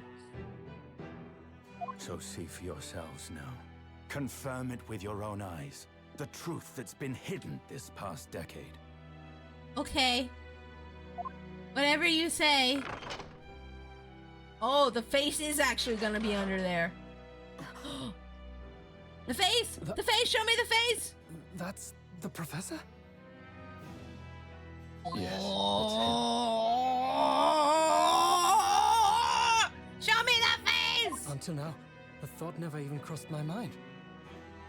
Ryu having a British accent is weird to me. That the mass murderer, whose crimes shook Britain as never before, Oh, the mustache. was Japanese. Yep. Wait a minute. What? That face. Uh-huh. I feel as though I've seen it somewhere. It's Oh. strangely familiar. Oh. Wait. No. Is it Kazuma's dad? Go. It's okay, Kazuma. It's okay, Kazuma. Shh. Someone get him a nice, cozy blanket. Kazuma, you okay? Are you back? Are you back now? Kazuma? That's you, right? I knew it was you, Kazuma. Father. It's your dad. I freaking knew it. Ah! Your dad's a bad guy and you're alive. Oh my god. What? Father? Oh my god, Kazuma. Ah! Take off a mask, Kazuma. It looks silly. Kazuma, take that. Yeah. Take that thing off. You look silly. This ain't no Victorian stage play. Get out of here. This ain't no masquerade. Look at Susano's face. He's alive. Kazuma! He's My best alive! Kazuma Asogi. After a whole year, finally his memories returned. He's back!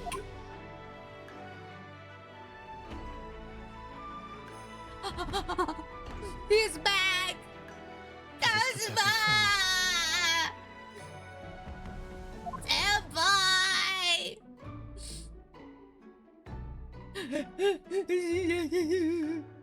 Ryunosuke. Oh my gosh, they got a bang.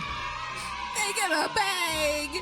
Yay! Look at his face. He's like, I never thought I'd see you again. Oh no, he got cry. Oh! Hello again. No. Hug and kiss. Now kiss. Friend, yeah, okay. Wait, yeah, friend, yeah, friend, yeah, okay, yeah, sure. Bet. Kazuma!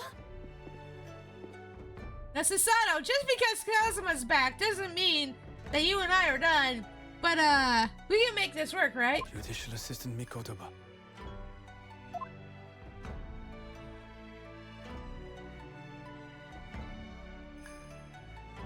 It's been a very long road.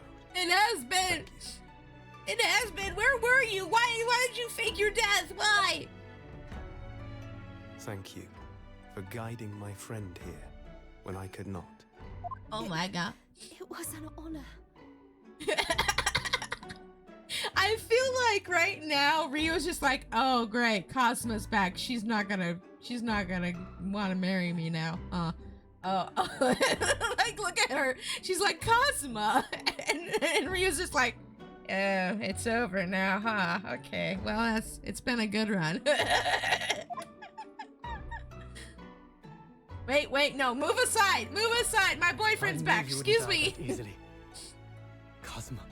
Yeah, I knew you wouldn't die that easily. That was a stupid way to die. Hitting your head on a bedpost or whatever it was, I don't remember. That would have been a really dumb way to die, Cosmo. I owe you thanks too What? for taking good care of that in my absence. You're welcome. Oh, His sword. Yeah, you can have this back, I guess. Karuma. The great blade of the Asogi clan. Passed Yeah. down through the generations. Yeah. When we left Japan, this sword was at my friend's side. Yeah. The Japanese man's katana That's a is his long soul. sword. He couldn't be parted from it. They made it look way longer than it probably actually is. But then, when the incident happened, Mm-hmm. I can't believe this is all it voiced. was That's Satosan's crazy. wish that I inherit the sword, and I've kept it with me ever since, along with my memories of the friendship we shared. Mm-hmm. Friendship. Yeah. Friendship. With this by my side, I always felt that you were watching over me somehow. Ah, ah. That's cute. That's cute. Here you go. You can have it back now, I guess.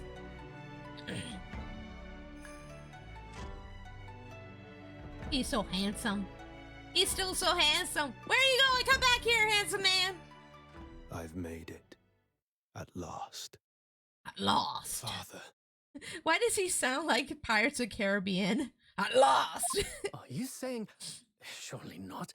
You mean, you knew all this time?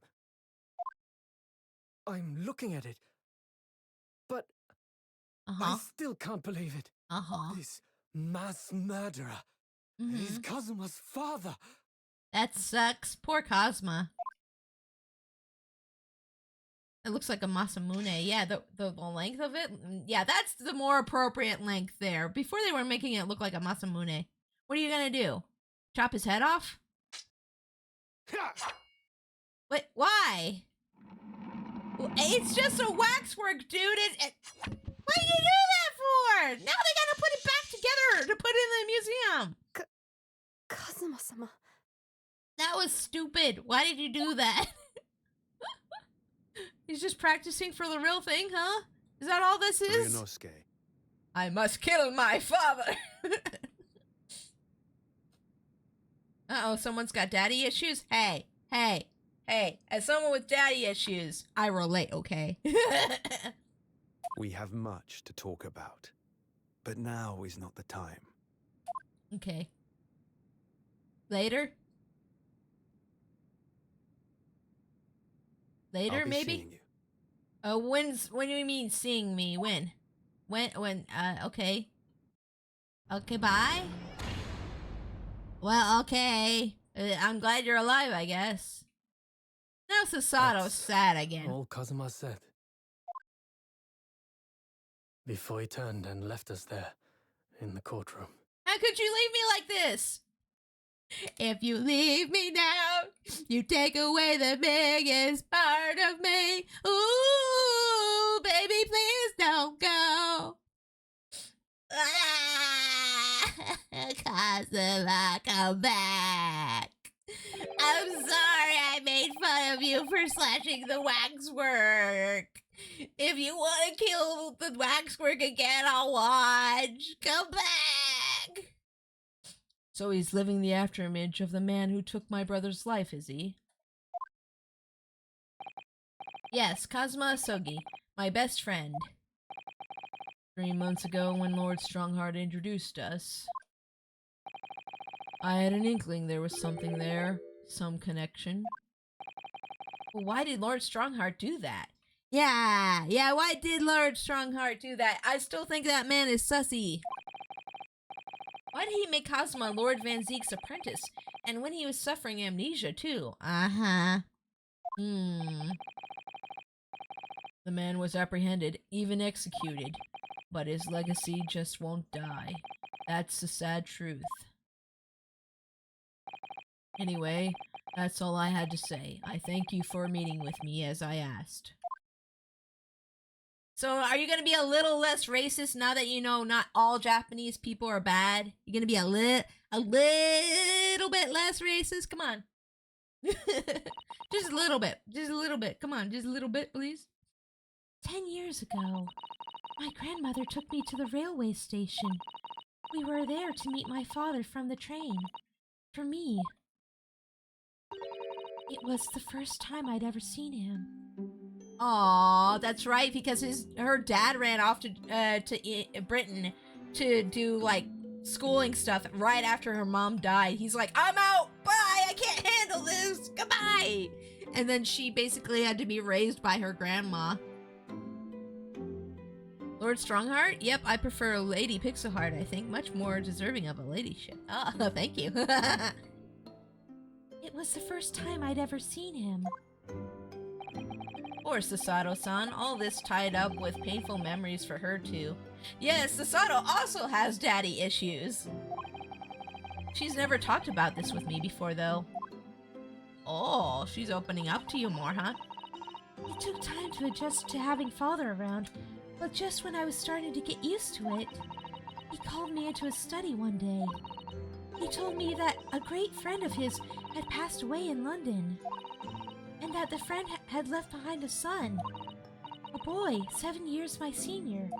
Oh, he's 7 years older than her? Oh, wow. Father told me the boy had made a promise to his late father. So he was studying to become a defense lawyer. I wanted to help, so I studied to become a qualified judicial assistant. As I'm sure you've worked out, that young man's name was Kazuma Sogi. So you see, that's how he and I met. I see. Okay. For a brief moment, my great friend had Voice returned, acting again. only to disappear again all too soon. Yeah. But in that fleeting encounter, something stirred. Something that had been dormant for a long time. Was it the gay? It was the gay, wasn't it? It was the gay. It was the gay. As It if was, great yeah, wheels had been that's what set it in was. motion. I could almost hear them creaking into life. Uh-huh. In some ways, it was the end of a chapter. But Uh-huh. in many, it was the start of a new one. Meta. Meta. Game being meta. It's the end of a chapter and the start of a new one. Uh-huh. We're gonna keep playing, though.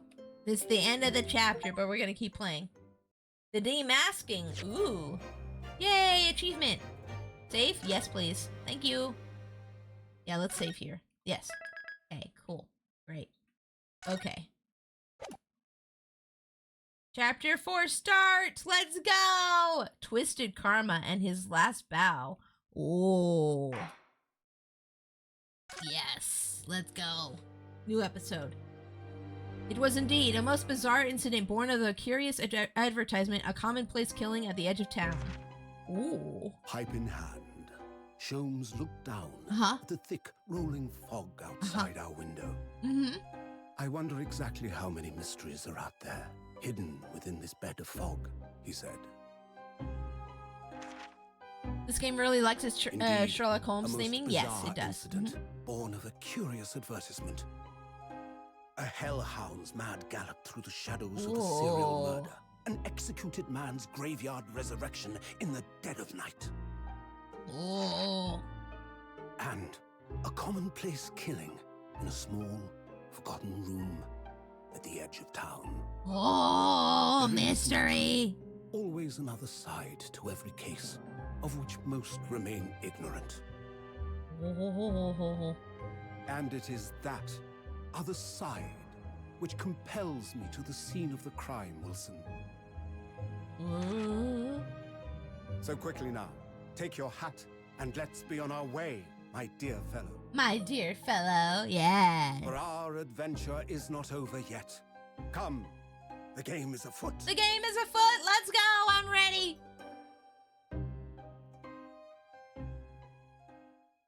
Or given that it's Hairlock Sholmes instead, this means this game technically takes place in the Arsene Lupin universe? I have no idea. I just know that they had to change the name because the Conan O'Doyle ancestors still have claim over the copyright, so yeah. Why can the game never be a hand? Because you don't walk on your hands. Yeah. See, if the game's afoot because you have to walk on your feet to catch up to it, you know? At least that's how I always understood it. 8 days after the earth-shattering trial and Cosmo regaining his memory, we were in the foyer of one of the London's most luxurious hotels, the Great Waterloo Hotel. Oh my gosh. Wait, wasn't wasn't the hotel in the Phoenix Wright games, the first trilogy, wasn't that also called like Water something? Watergate, maybe? Maybe it was something like that. Sherlock Sholmes was originally a parody character in a Lupin novel? Oh, I did not know that. That's news to me. It was the Gatewater Hotel. That's right. That's right. I remember. Yes, I remember now. See, my memory is pretty good for these things, but I have a terrible memory for names specifically. Names are like the one things that I'm just like I cannot. It was in reference to the Watergate scandal? Yeah, I know that. Yeah, I remember that. Yeah, it was in reference to that. Yeah, I remember. Yeah, see, once I remember the name, I remember all the other stuff. Professor Mikotoba is due to arrive at any moment. Oh boy. Yes, I'm so glad we got here in time. Your daddy's coming. Why are you depressed? Are you depressed because he tried to make you go back to Japan by saying he was sick and then he lied to you, so you're still mad at him for that? Because that's totally understandable, because I'm mad at him for that too. Like, he made you leave, and then he wasn't even sick, and then you were gone for months, and I missed you, and the hole inside my heart grew really deep, and I was crying, and I ate a lot of bad food, and Sasato-san hasn't been the same since what happened. I wonder if she's wondering if how close her dad was to the killer. He said they were friends. I don't know. Maybe. I hope her dad's not a bad guy too. That would suck for her. Not that I'm surprised. The truth about Kazuma-sama's father. Do you suppose my father knew? He might have known and he never told you because he didn't want you to think badly of him. That he was actually the mass murderer, the professor, you mean? I knew that's what she was thinking about. Yep. There's a good chance, I'd say. I mean, he probably knew something was going on with his friend, but he didn't know exactly what happened, and he probably didn't want Kazuma to be, like, looked down upon or given shame, because shame and honor are big things in Japanese culture, and usually if your family member does something bad, then it kind of reflects on the whole family in a bad way in Japan. So he probably didn't want him to have to live with any of that, so he probably kept it secret if he did know. For that reason, specifically. There's a good chance, I'd say. I mean, they did come here to London together 16 years ago, didn't they? Yes, that's true. Come to think of it, didn't you say that Professor Mikotoba knew about Kazuma going missing in Hong Kong as well? Oh yeah, that's right. Yeah, Mikotoba's got a lot of explaining to do. He knew about Kazuma going missing around on the ship after we thought he was dead, but he wasn't dead. He went missing somewhere in Hong Kong, apparently. And apparently her dad knew and said nothing to anybody else. So he's got to spill the beans. Oops, I didn't mean to hit play on that. Excuse me. That's right, but for some reason he wasn't at liberty to talk to me about it. That probably means he knows then. He knows. About Kazuma showing up here in London with amnesia and that he's regained his memory now. Amnesia. There she is. Oh wait, who's that? Who that? Who this? Who are you? Oh, a father. Wait. Oh, I didn't recognize her father in those clothes. Haha. Hello, Sasato, how are you?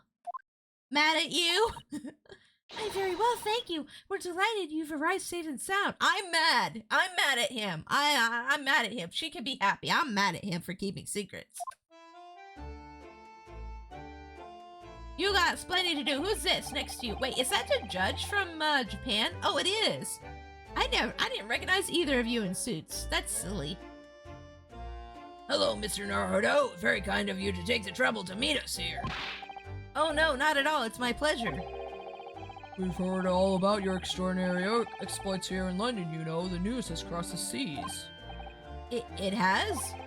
I always look forward to reading the monthly reports that arrive with the steamships from Britain. Oh, I see. Well, thank you very much. Who is this man, and why do I feel as though I've seen him before? It's the judge from Japan! Ryu, can you not recognize him in different clothes? I take from your expression that you can't quite place me. In that case, how about a little reminder, Shishiro? A firm tap should do it. Yes. A firm tap? What? Wait, he's gonna touch me? Don't do that. Here we go, then. Please don't do a societal takedown. I've had enough of those already. Please, no. Wait, what? Put that away! Put that away! I'm sorry. I don't know how I offended you. Maybe I didn't bow low enough when you guys came in here. Please don't get mad. I hereby pronounce the defendant Ryunosuke Naruhodo guilty. Oh, okay. He didn't hit me. Okay, he didn't hit me. We're good. Oh, you're... Yeah, he's the judge. He's just wearing different clothes. He's wearing Western clothes. Yeah, there he is. I recognize that beard anywhere.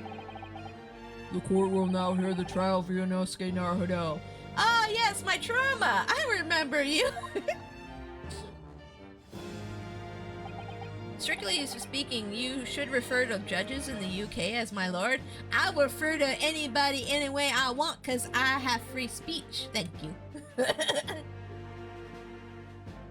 Your Excellency. Hello, Judge Jikoku. How are you? It's been a long time. But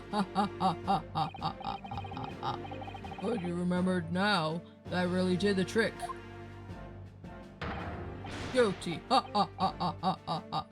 It's not funny. I almost got pronounced guilty in your court. It's not funny. Don't laugh at my trauma. How dare you? No way. Is his name literally the Japanese for hell? Yeah, Jikoku.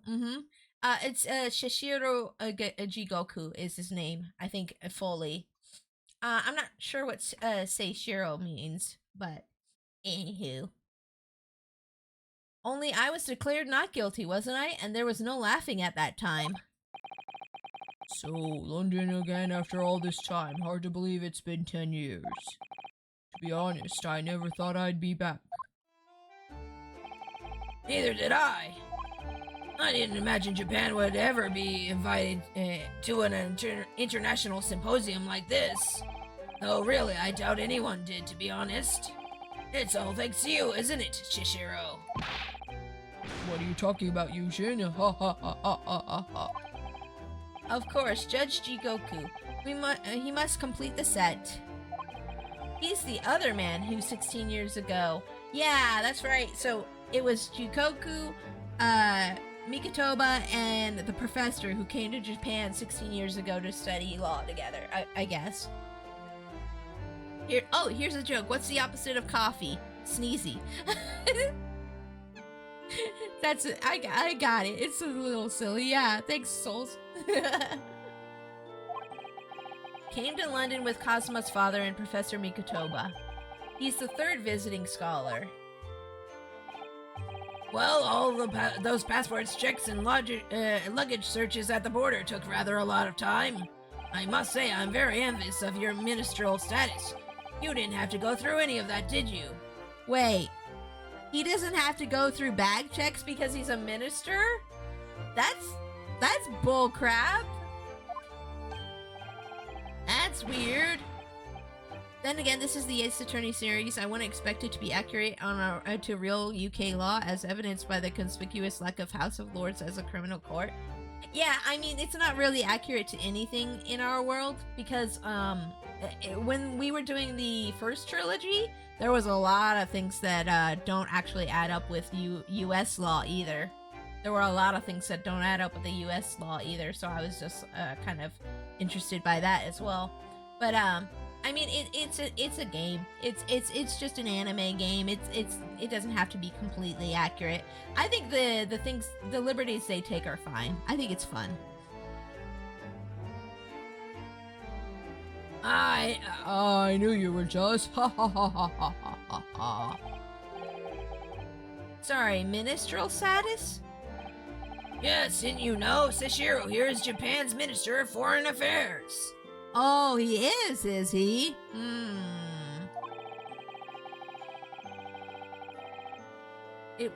It was his personal insistence that allowed you to take Kazuma's place here on the study tour. Oh, really? So he backed me up. Okay, that's kind of cool. Thanks, bro. Guilty as charged. Oh, guilty as charged. Ha ha ha ha ha. Okay, you need to stop doing that. It's not funny. Oh, well, thank you very much. He's really every bit as important as he looks. Yes, now, Naruto. I received a telegram from Lord Strongheart yesterday. Oh, you did? It appears that some things came to light in a trial you were involved with 8 days ago. About what happened 10 years ago. That, tragedy. Susato, aren't you gonna get mad at him for not telling us anything, huh? Huh? One could just go wherever one wanted if one had the money. Yeah, back in those times, yeah, that was a very common thing. Yep. But I still think it's stupid. I mean, I guess I'm looking at it from a modern lens, but yeah. Yes, could you tell us any more about it? Probably not here, right? That's probably a not here kind of situation, huh?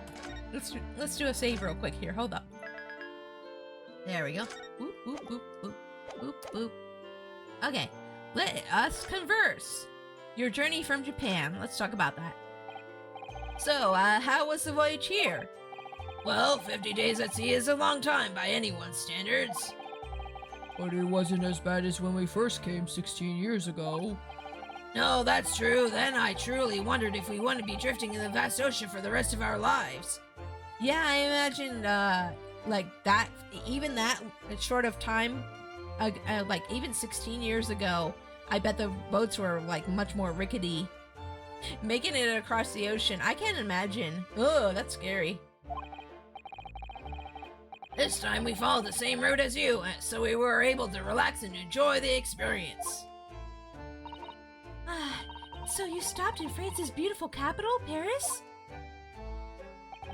We did, yes, though only for one night. And yesterday evening we left the port of Dunkirk for Dover. Just in time for the symposium, in fact. It starts tomorrow.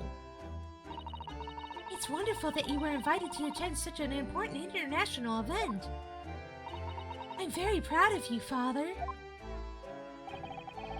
It's thanks to Shishiro here. 16 years ago, he managed to integrate himself with Britain's Attorney General.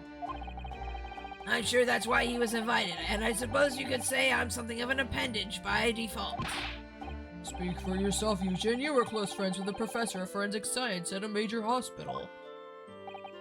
Yes, well, I'd rather not dredge all that up, really. Oh, the professor of medical science at a hospital, huh? Friends with the, forensic science.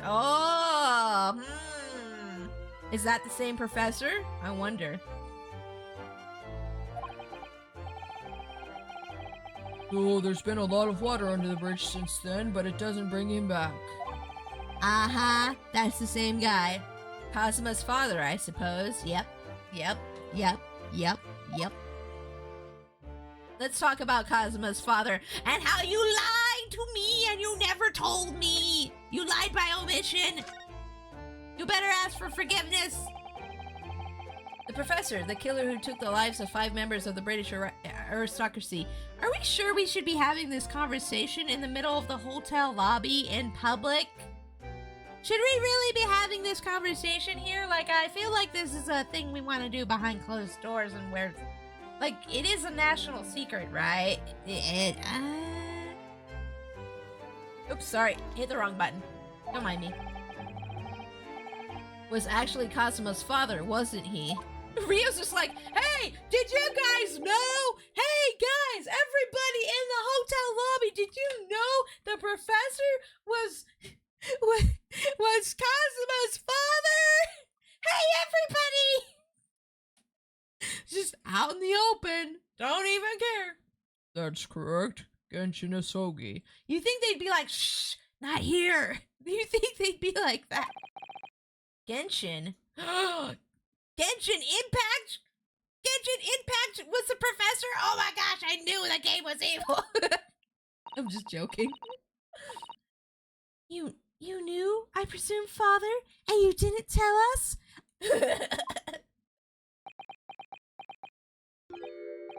Yes, he was a close friend at the time. Genshin came to Britain as a police detective. He was studying investigative techniques at Scotland Yard. I've never understood what drove the man to commit such heinous acts. It was a closed trial, so the public never knew the truth. He was executed with little ado. To this day, very few people know what really happened, even in our homeland. But what about Kazuma? Did he know? Did he know the truth about his father? No, of course not. He was told his father passed from sickness. I knew it. They didn't want him to carry the shame. However, I suspect he may have had his doubts. Oh, why? As you know, I tried to guide Kazuma growing up as if he were my own son. Then one day he came to my office at the university and said, I've decided. I want to travel to Great Britain and study there. So he found out somehow, huh? Do you think he wanted to come here to investigate his father's death? I think so, yep. I don't know. But when I looked into his eyes, I did know that there was no way I'd be able to stop him.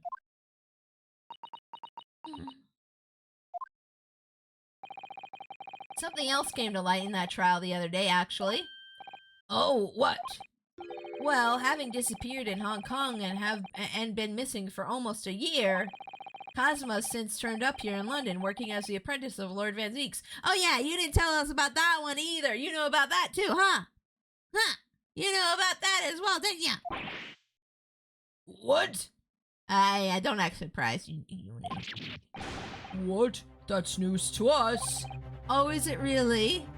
Wait, they didn't know for real? Oh man. Okay, well. Haha! I knew and you did it this time. How's it feel? How's it feel? Shoes on the other foot now, huh? So, Lord Strongheart's telegram neglected to mention that part then, huh? So they didn't tell. Nobody told them until just now. You stop yawning in the background. You're gonna make me sleepy. I'm gonna drink some more coffee. Also, it's really hot in my house. I'm just gonna be right back for just a sec. I need to open the windows or something. It's too hot. I'm in my shorts and a tank top. I'm too heated. It's late over here. Have a good stream. Okay. You have a good night, dude. I'm gonna be right back, guys. I'm gonna be right back.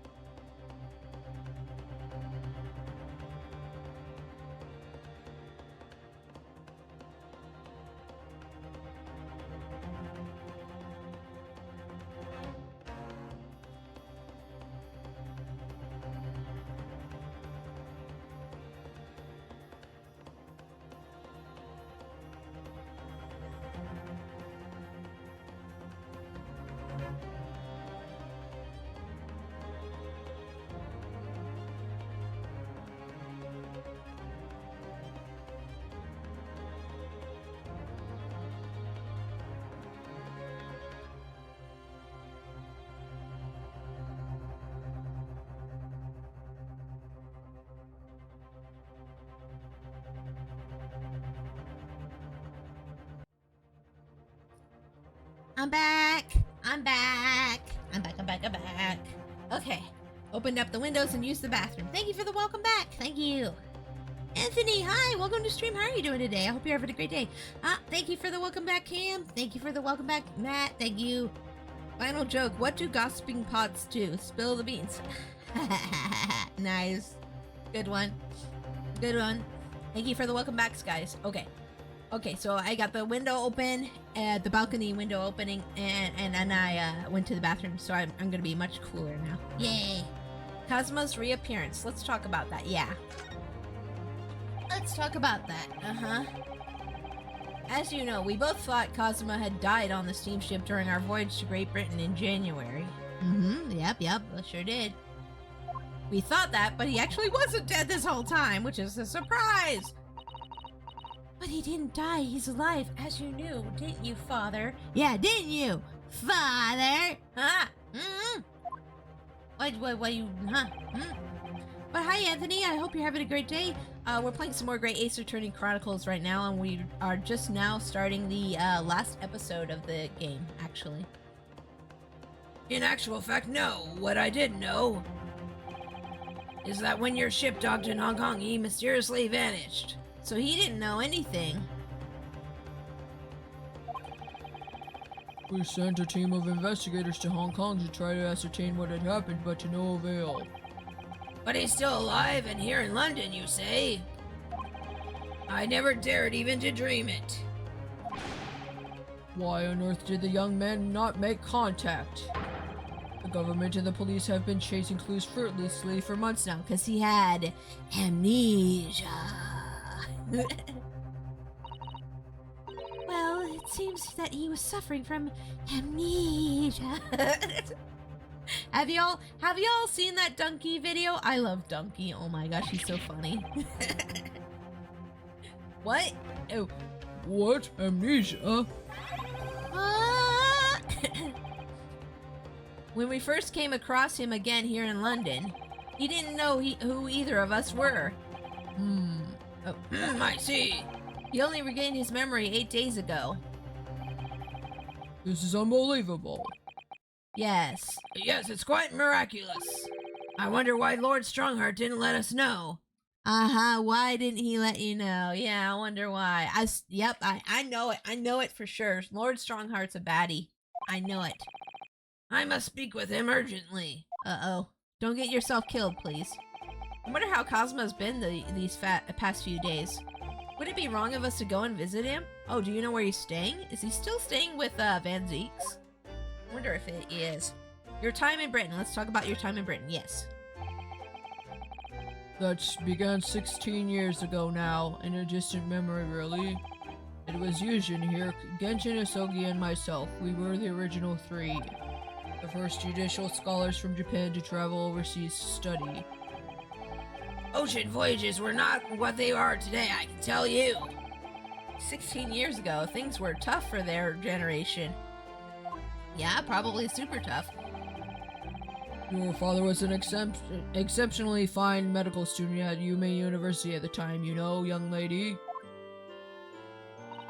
Yes, grandmother told me. We went to do research at a great London hospital to study autopsy, practically unheard of in Japan.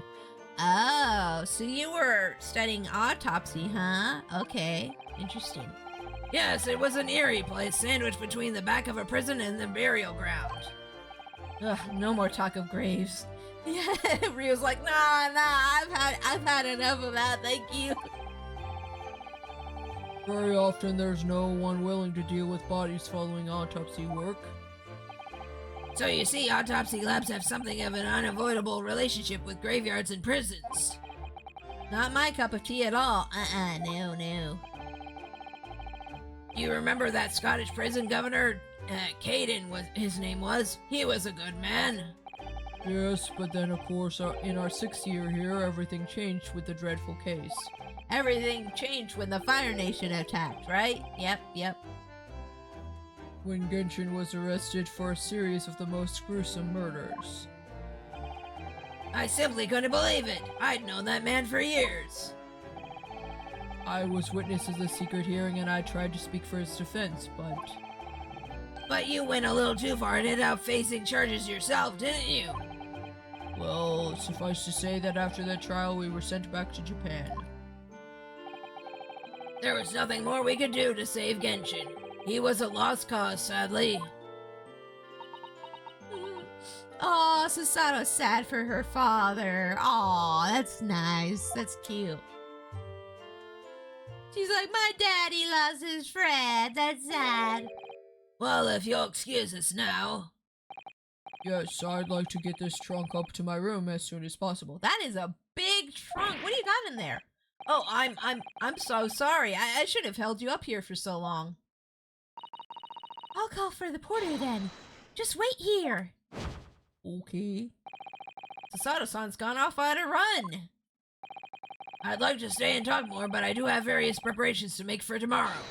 Yes, of course. It must be a big responsibility representing our entire country. I wish you the best of luck.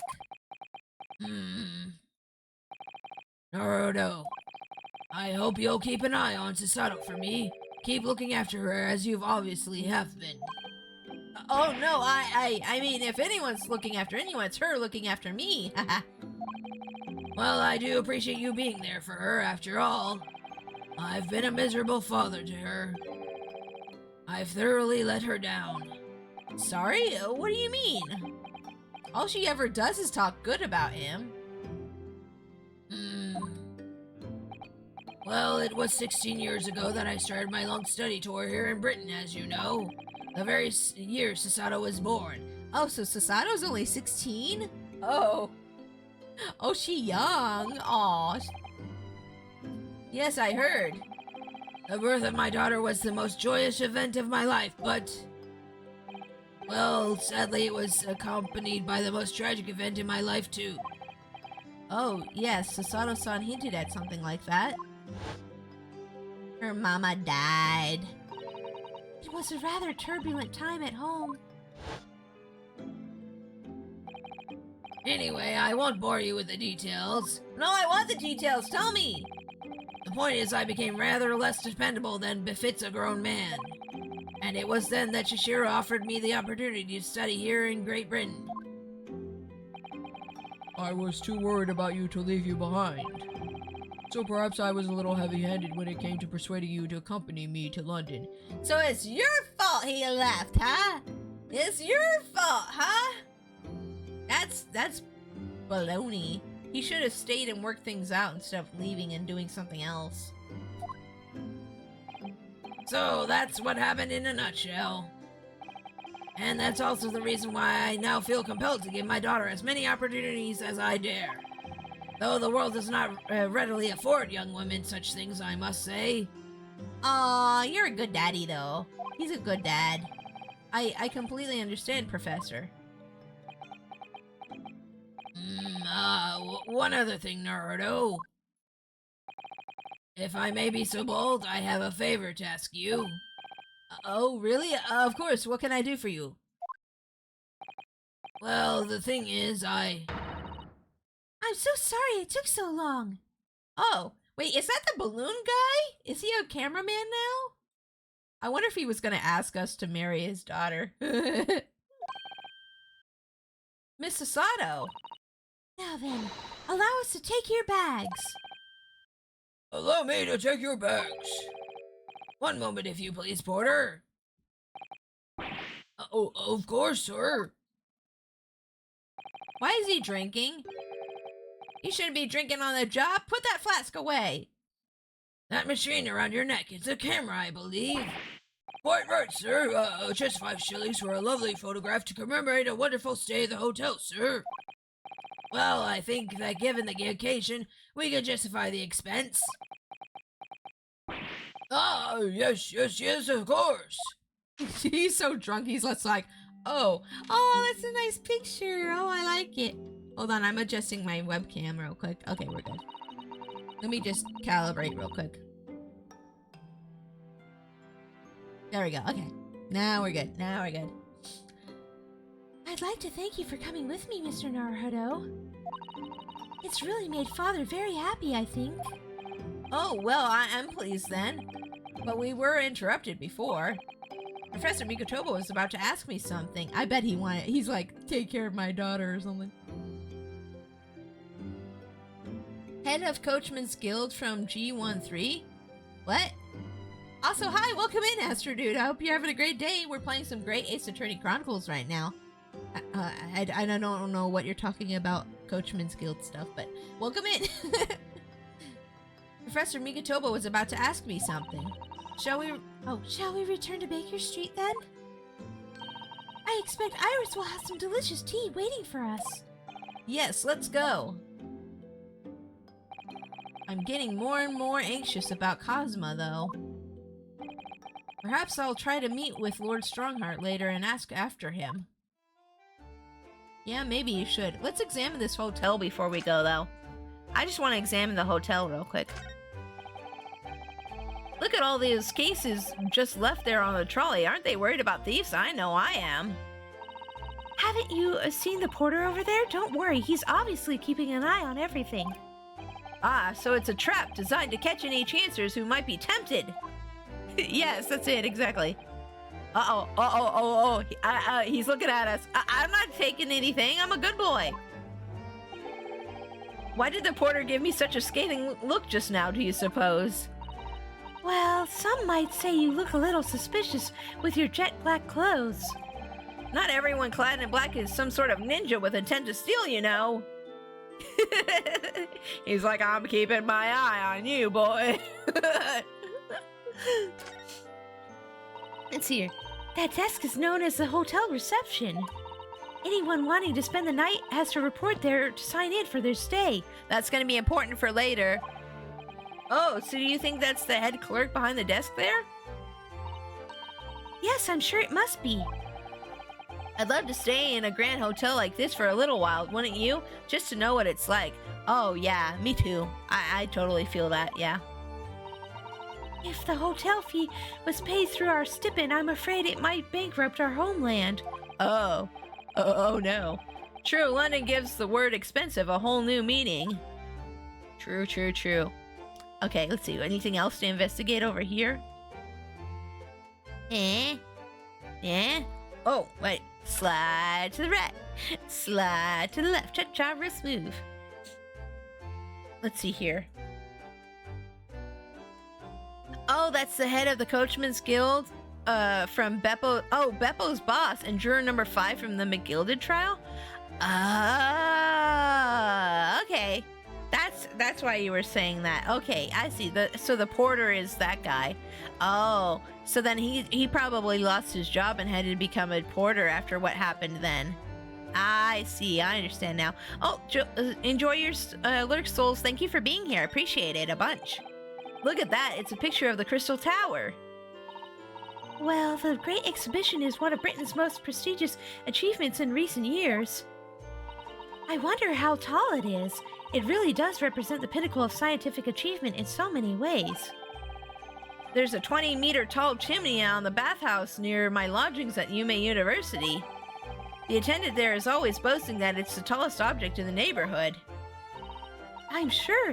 Did you know that over the canal in Paris, there's a tower that's 300 meters tall? Oh yeah, the Eiffel Tower.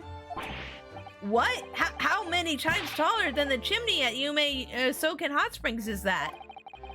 And if it's that tall, how does it drop properly? The smoke would get stuck, surely. I don't think it's that sort of tower, Mr. Hernardo. He's like, what? The smoke! I think that's everything for this room, probably. I'm just gonna check. Ooh, that big chandelier. Oh, that's gonna fall on somebody, guaranteed. Have you seen all those sparkling jewels up there? They must have gathered every gem in the world for that. Ah, it's called a chandelier, I believe. It's designed to provide elegant lighting in large, spacious rooms like this. So they had to gather every gem in the world just to illuminate one room? It's probably electric light bulbs that are actually throwing the light. If I tried to hang something like that from the ceiling in the office, it would be scraping on the floor. I think perhaps chandeliers aren't for you, Mr. Naruto. She's like, oh, you're so dumb. It's okay. Oh, maybe no chandeliers for you, dummy. Okay, let's go ahead and move here. Let's see here. Move. There we go. Click. A new location has been added. Oh, bye. Didn't they want us to go back home? I think it was. I know it's only an old attic room, but I find this place more relaxing than anywhere else. Let's go.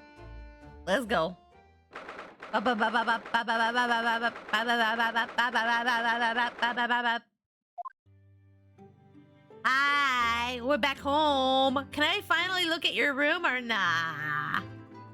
Oh, were we not supposed to come to our room? Maybe we're supposed to go somewhere else. Maybe we're supposed to go to the Lord Chief Justice office. I feel like I'm missing something. Yeah, I don't think we're supposed to be here yet. Okay, let's go to the... Oh, wait, that's Sholmes' suite. That's where we were supposed to go. Yep. I believe Iris has tea waiting for us, Mr. Naruto. Oh, okay. Tea time! Tea time! I feel so British. Oh, wait, we got to keep the Kazuma mask? Oh, boy. Ooey! Ooey! I don't know what's saying ooey. What was that?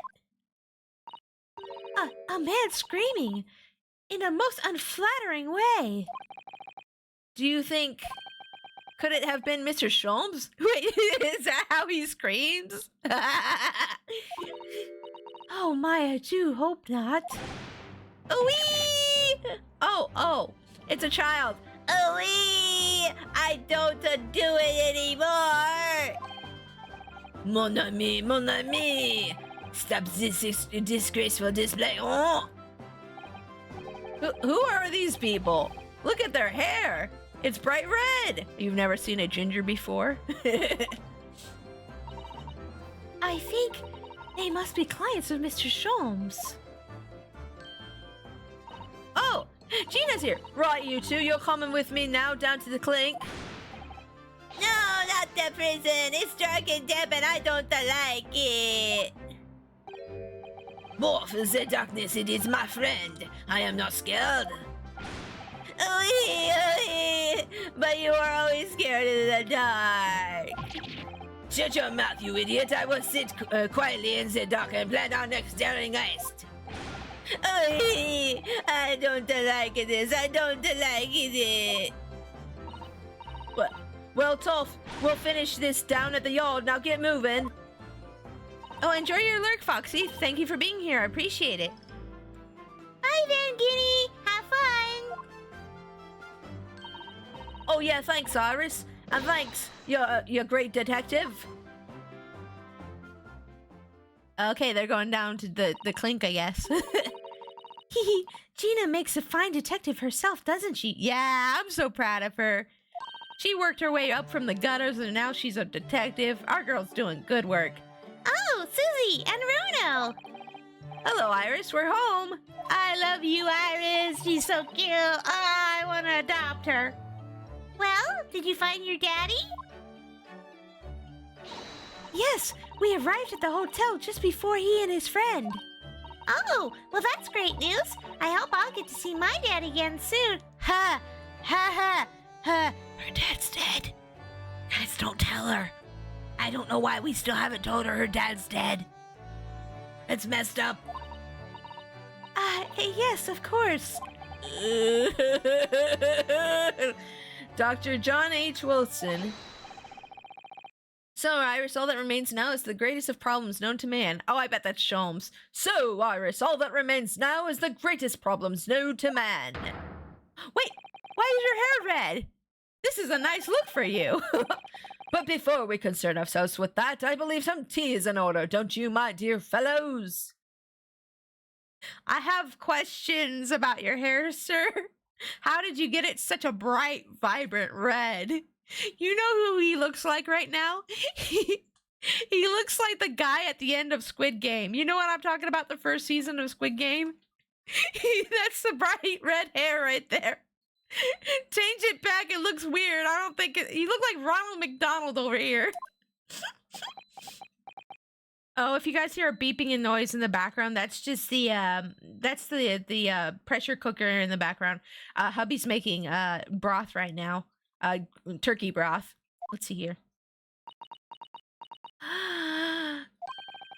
Is something wrong, Mr. Naruto? Do I have a chroma or such like on my face? Not so much as on your face. As on your head, I'd say. Come along then, everyone. I brewed a lovely special blend. Time for tea. I have questions. Whatever is going on here today? In that case, let us sit and drink now, for I am in fact expecting a guest later today. Okay, I guess. Can we talk about your hair? What's going on with that? Let's talk about your two visitors. I really want to talk about the hair, but okay, let's... Mr. Sholmes, who were the two gentlemen that were here before? Oh, just a pair of petty criminals. Nothing of significance. Of course, they had to make a living somehow. And when the mood takes me, I'm willing to turn a blind eye to all manner of infractions. When the mood takes you? All manner of infractions? What do you mean in all manner of infractions? Are you allowing bad people to do things? But when such fellows set their sights on Mr. Sherlock Sholmes, well, that's when their luck runs out. Oh my, you were the target of a crime, Mr. Sholmes? But I quickly devised a plan to entrap them and deliver them to the young detective ally. To our young detective ally, sorry. You should have asked Rexy to come too. We could have had an arresting tea party. I did send word, but no answer was forthcoming. A man is considerably on the wrong place at the wrong time. There's a word for it, I'm sure. Aha, I have it. A bungler, that's the word. That's not nice. It's a good job he's not here to hear you say that. Yeah, it's a good thing. Yeah, He'd get really mad. And so those redheads had been up to no good? I wonder what the men did. Let's talk about the greatest problem. I don't know what that is, but let's talk about it. What was that about the greatest problems known to man that you mentioned before? Is it another fiendishly intricate case, Mr. Sholmes? How should I best explain it? Are you aware of the theory of evolution by natural selection, perchance? I am aware of that. Well, I think I've heard talk of it somewhere. Possibly. It's a revolutionary scientific theory that was newly proposed 40 years ago now. According to its author, Mr. Darwin, we humans were once apes who lived in the treetops. Wait, what? We were apes?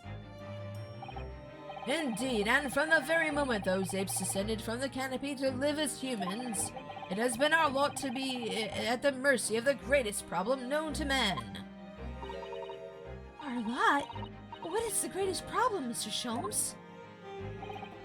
Why is it not obvious, my dear madam? The problem of rent!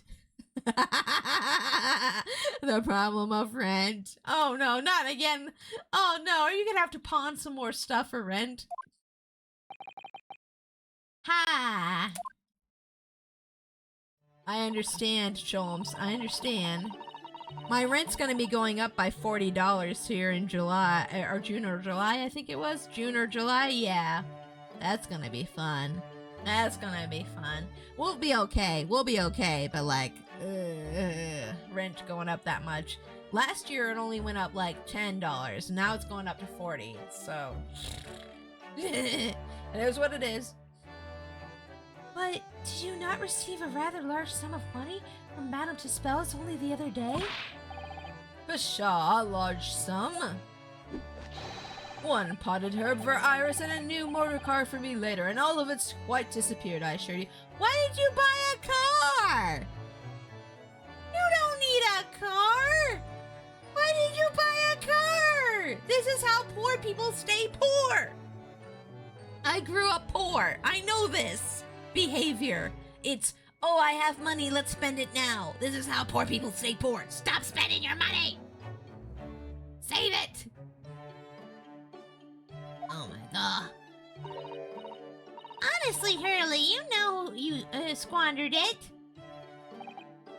Yeah, yes, well, oh, sorry, I gotta get the voice right. Yes, well, anyway, 2 days ago, I discovered the answer to man's greatest problem, for the coming month at least. And what was the answer? Why, there is a substantial clue before your very eyes. Is it the red hair? Did you want to get money from having red hair for some reason? So Kazuma just let Naruto keep his mask? Yeah, I guess so. Yeah, I guess so, GTA. Yep, we just kept it as a souvenir. Don't tell me. Let me see. Humans are sorry creatures, unable to see what is in front of their noses. Let me give you some assistance. Don't look, but observe me very closely. There is one particular feature about my person that has changed. You should notice it in the end, I think. It's very glaringly obvious. In the end. It's the hair. It's the hair. It's the hair. It's come on, it's obvious. It's been stabbing me in both eyes right from the very beginning of our conversation. Yeah, huh? Yeah, huh? I think we might need another clue before we uncover the full answer, Mr. Naruto. Thanks for the hint. I'll be tearing my hair out if this charade goes on much longer. I'm back! Welcome back, Nara! Welcome back! Welcome back! Thank you for the hydrate. I'll do that right now. Hold on.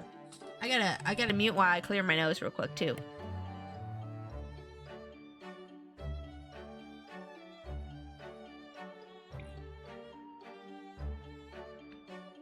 Okay. I hydrated and I cleared my nose. We're good. What'd you miss?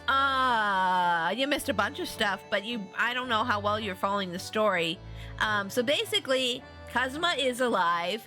The professor is his dad, and we started a new episode, and Sasato's dad and the judge from Japan came to visit. They're coming to visit for some kind of like international thing, and they're staying at this big hotel. And now we're back here with Sholmes, and Sholmes has red hair for some reason, and it has something to do with paying rent, and we're gonna try to figure out what that's about. So that's where we are right now. Yep. Thanks for the hint. I'll be tearing my hair out if the charade goes on for much longer. Okay, I'm guessing. Hold on. We're gonna finish with the lie you told. Mr. Sholmes, isn't it about time you told us the truth? Yeah. Just over a week ago, you said to us. I will now tell you something of the first importance, my dear fellow. Great detectives are wont to lie. It will serve you well to remember that.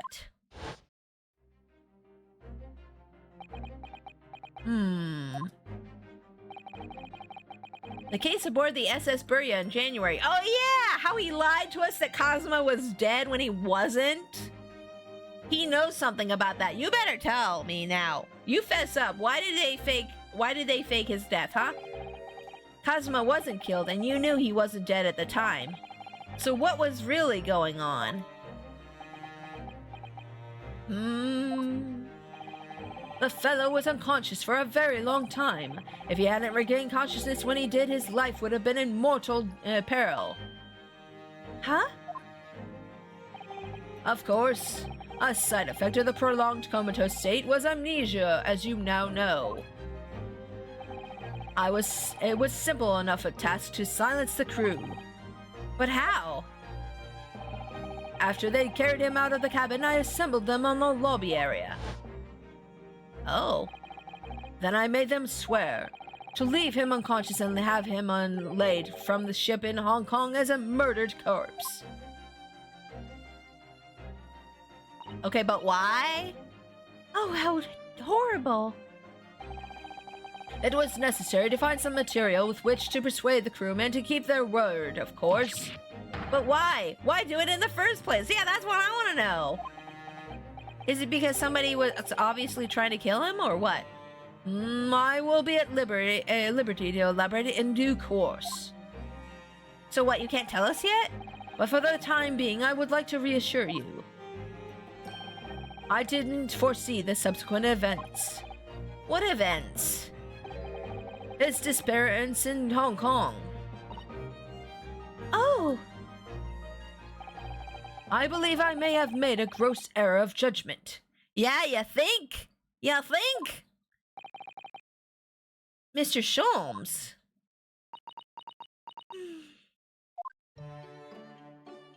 Okay, I bet if we investigate this place, we're gonna find a clue as to why his hair is red. I bet it's something to do with this newspaper. This looks like last week's edition. Weren't they saying in the a little introductory period before the episode started, it all started with an advertisement and they showed a bunch of ginger guys? I think I vaguely remember this from the Sherlock Holmes books, that there was some kind of advertisement for, oh, come here, if you're a ginger, we'll give you money, something like that. Was one in one of the books, and I'm guessing that's the advertisement here. See, I have an advantage because I read the Sherlock Holmes books. Well, some of them at least. I read like 2 of them, but still. This looks like last week's edition. What's that article circled in red ink there? It's an advertisement, isn't it? It's an advertisement column. It says, to the Red-Headed League.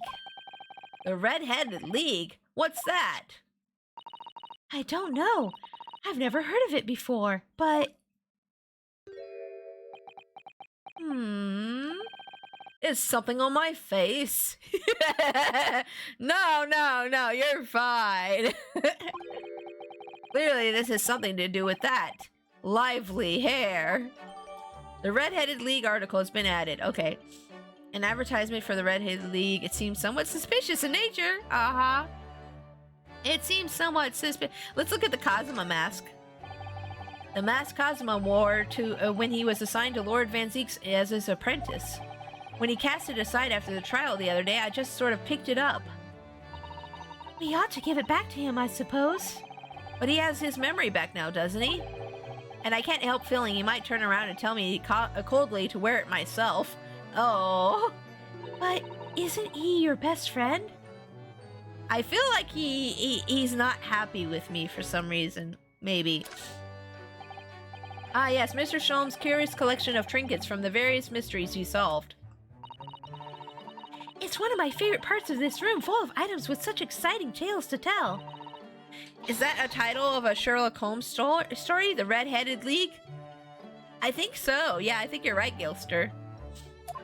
I think you're right. It's been many years since I read the Sherlock Holmes books. Well, some of them at least. But, yeah.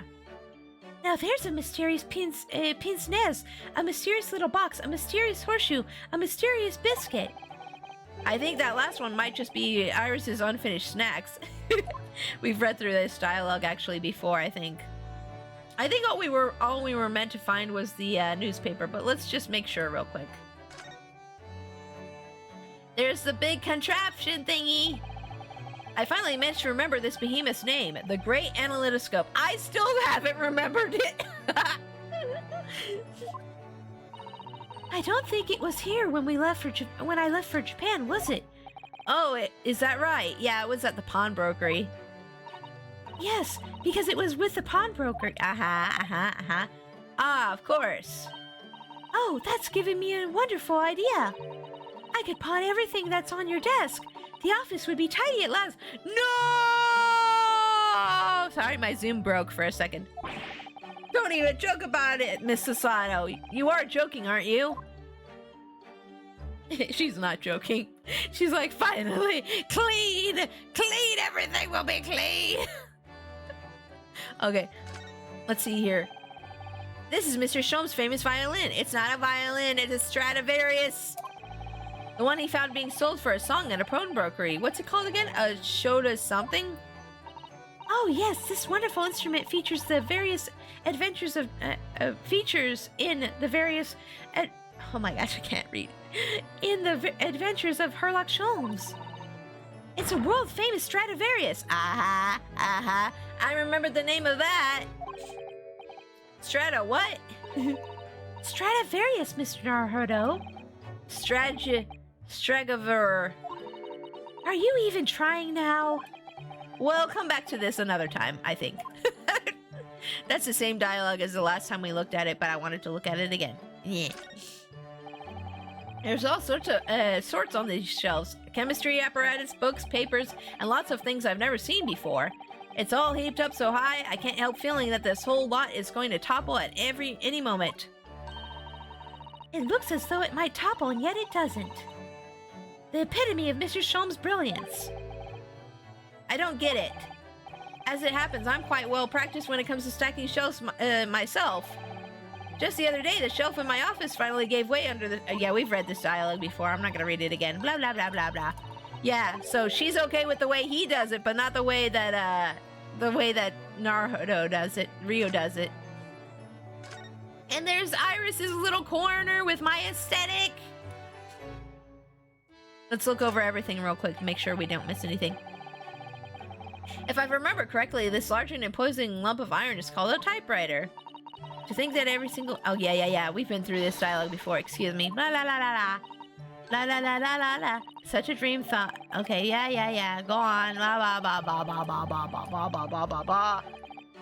Okay. Can I make this go a little bit faster? Would be nice if I could go. You're ruining my dreamy thoughts. Sorry. Blah blah blah blah blah. Okay. All right. So let's see. We did this and this. Blackboard is where Iris scribbled down her latest ideas. Let's see. Oh, she seems to have drawn a little stick figures. Oh wait, this is new. She seems to have drawn a lot of little stick figures all lined up. Look. Cheap apples at the market is what all of them say. What? The little figures can speak? All your questions would be answered if only you would read this month's Rants magazine. So I'm the only one who can't make any sense of this. Oh, I see. Okay. So it has something to do with the magazine, I see. Okay. That's Iris's wonderful collection of medicines, potions, and chemicals. Just look at all the little bottles she squeezed onto the shelves. I think we've read this dialogue too before. The charming ribbons tied around the bottles. The labels aren't quite so charming, are they? This one here reads deadly poison. Yay! Uh-huh. Okay. La la la la la la la la. Uh-huh. Okay. Wait, no, actually, that might be a new dialogue. But the labels aren't quite so charming, are they? This one here reads deadly poison. Oh, I've been so excited about the idea of helping Iris with her experiments, you know. Just try to avoid any bottles labeled deadly poison or highly explosive. Yeah, avoid those ones, yes.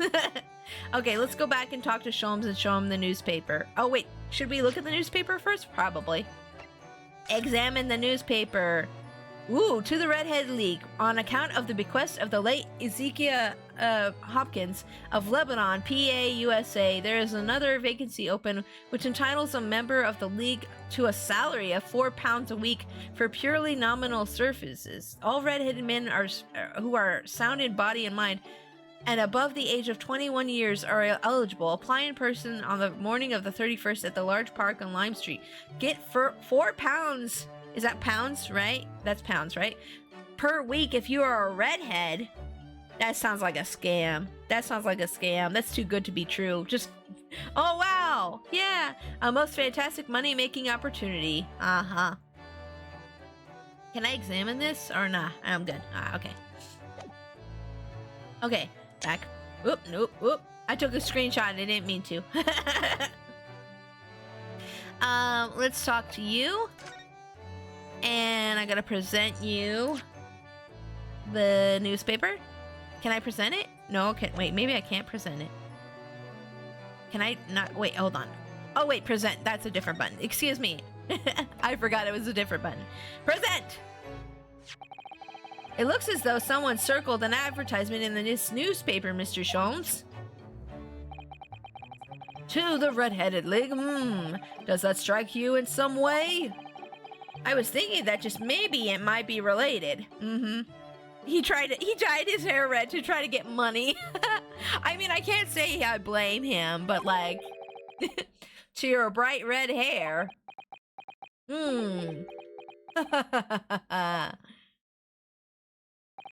So, at last you've learned to apply my methods, Mr. Naruto. Yes, your methods. Okay. Sorry? In the first instance, and quite indispensable, observation. Believe me, I could have seen that hair with my eyes shut. It's just so bright red. It's so much. You could have picked a lighter color, bro. So then, allow me to regale you with the details of my latest exploits. Regale or boast? Knowing him, it's both. I love Sholmes, though. I do. He's just such a goober. I love him. So what is the Red-Headed League, which seems to be the subject of the advertisement you circled? You noticed it in the paper, then? That, my dear fellow, was going to be the source of this month's rent payment. So now what are you gonna do? It was? How? According to the advertisement, he'd probably say it advertisement. The Red-Headed League is a distinguished institution of fellows of unspecified governance. In fact, the only condition for becoming a member is having red hair. That doesn't entirely surprise me. But listen to what the lucky redheads receive once they join. An unconditional salary of £4 a week. Oh my, £4 a week? I'm guessing that was a lot back then. But why? What are they paying people for? That I don't know. No details are given in the advertisement. But surely even every redheaded person in the country would be flocking to join in that case. You're right, Susie. There's no time to lose. I'll put on my application at once. Wait, oh, is she considered a redhead in this universe? I guess pink is close to red hair, huh? So will I, just on the off chance. Wait, but your hair is not red at all. That might be stretching a point, I think. The trouble is they have a fixed number of members, you see. Oh, I see. So once a certain number of people have joined, no one else can. Oh, that's rough. But as luck would have it, one member recently passed away. It wasn't particularly lucky for the redhead in question, I feel, Mr. Sholmes. So you decided to try to join in his place? Correct. I mean, look at me. Have you ever seen such a red-headed fellow? No. Ronald McDonald comes to mind. So why did it have to go so wrong? Uh-oh, depressed Holmes is coming. What on earth happened? Or just depressed Sholmes, I should say. A blunder, Mr. Naruto, though it pains me to admit it. Oh boy, your blunder. What happened? What'd you do? What did you do? I know it was probably your fault. What did you actually do to your hair, Mr. Sholmes? I'm glad you asked, Mrs. Sato. Why you see atop of my head is neither dyed nor a hairpiece. Wait, what? Huh? What do you mean it's not dyed? You lying! I changed the color of my hair overnight. By the wonders of chemistry, that's dyeing. That's dyeing your hair, sir. Chemistry? I was conducting some research into a method of rejuvenating spent tea leaves. And in the course of my work, I stumbled upon a potion that, when taken, turns one's hair aflame like red. What? Huh? That's kind of cool. I want that. Just randomly be like, I think red hair today. Except I don't want that red. That red is not a good red. I don't like that red. That's too much.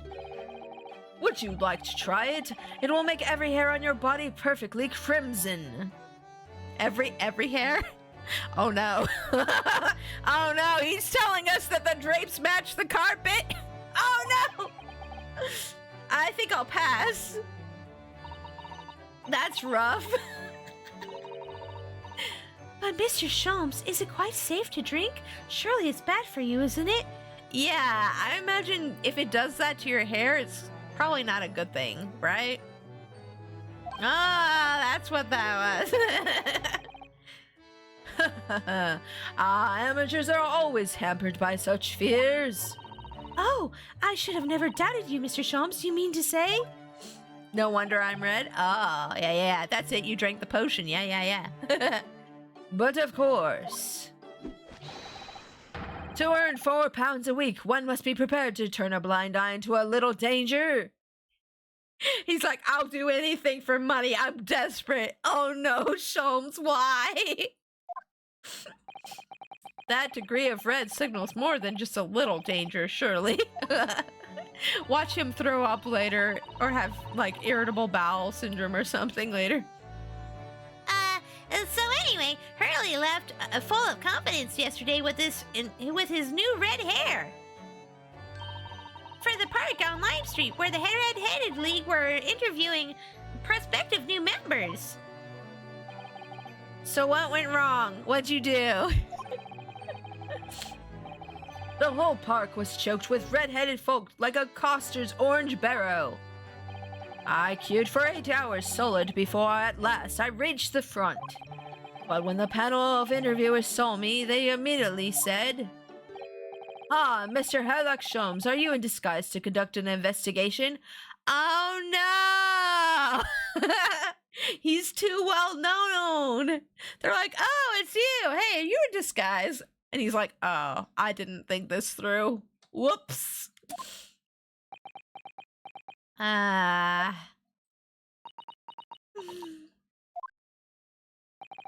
So naturally, I had no choice but to reply, "Shh, don't give me away."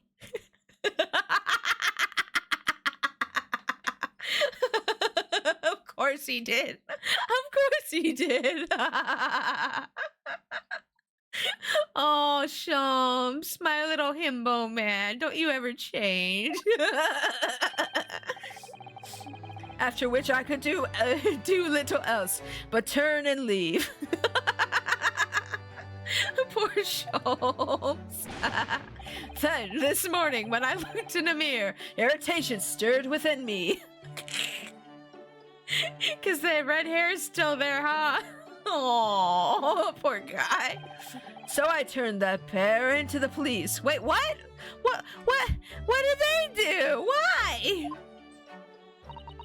Oh dear, what a disaster. For Hurley and those two redheads. Wait, so you just turned them in for recognizing you? What? I'm a little confused. I'm a little confused. I don't understand. Mr. Sholmes, you mentioned before that you were expecting a guest today? Indeed, Mrs. Sato, that is correct. Not another of those red-headed gentlemen that were here before. Not at all. They were petty villains. The guest I'm expecting is a client. Oh, so you're getting money now. Okay, cool. A young gentlewoman who wishes to appoint the services of this great detective, no less. Oh, I'm sorry, wrong voice. Oh, how wonderful, Mr. Sholmes. I was doing the Irish voice for her, unfortunately. You must stay and observe the fashion in which a great detective receives his customers. Must we? I have you in my clutches now, Rent, just as I have you in my clutches, redheads. Oh, jeez. Ah, ha, ha, ha, ha, ha, ha, ha, ha. Oh my gosh, the gremlin energy. That hearty laugh is masking rather sinister thoughts, I feel. You know, the lady isn't due for another hour yet. Don't feel as though you must wait around if you have other things to do. Okay. Well, maybe we will move and you have fun with the lady there. I'm gonna go back to my house. See if something happens when I get in here. Let me just examine some stuff. Maybe something will happen here. The steam is rising gently from the kettle as always. Yes, it doesn't feel right somehow unless it is. But the steam has an unusual scent today. Perhaps the sweet potatoes that I brought back from Japan with me are ready. Gulp. Oh, Mr. Naruto, I heard that, you know. Tears of joy, Mrs. Sato, from my mouth. Haha. Ha, yeah. Oh, maybe he's looking forward to the sweet potatoes. That's a tradition in Japan. In the winter, they eat like steamed sweet potatoes or yams. There's like like what we think of as like an ice cream truck, except they have a steamed yams truck or cart that goes around like neighborhoods and sells steamed yams in the winter time. Apparently, I've seen videos of it. It looks interesting. I'm gonna have to try that if I ever go to Japan in like the winter or something. I don't know. I plan to eventually go to Japan sometime in my life. It's a bucket list thing, but we'll see if it ever happens. The spade is still there, look. Oh no, we're gonna have the spade shovel argument again. Please, Mr. Naruto, it's not a spade, as I think you well know. It's a shovel. It didn't take long to reignite that old argument. Yep, true. Ah, I have an idea. Let's give the implement a name, like Professor Hairbrain named his tools. Ooh, I never thought of doing that. From now on, then, let's call it Ryunosuke. Wait, why is it named Ryunosuke? No. It's claiming much more of a Susato. The old argument has taken a new and unexpected turn, it seems. No, it's Susato. No, it's Ryu. Oh my gosh. These two love bickering, don't they? Okay, let's examine the desk. You see, I've been keeping my desk beautifully covered in paper, as always. You really must tighten it all up, Mr. Naruto. No more excuses. But Mr. Sato, the way I see it, all of those papers building up on my desk like this are a reminder of my wonderful, diverse daily life. Excuses. I like to leave them as they are, so I never forget how lucky I am to have such varied experiences. Bet. Okay. In that case, you should definitely have a thorough tidy. Then you'll be able to see your papers building up all over again and feel that joy renewed. Still can't beat her in an argument, even though I'm the lawyer here. Yep, maybe she should have been the lawyer. She looked rather good in that lawyer uniform, I'm not gonna lie. Back when we had to do that case with her as the lawyer. That Jiruma doll is still winking at me, look. I wonder when I'll finally get his other eye filled in. Yes, I wonder.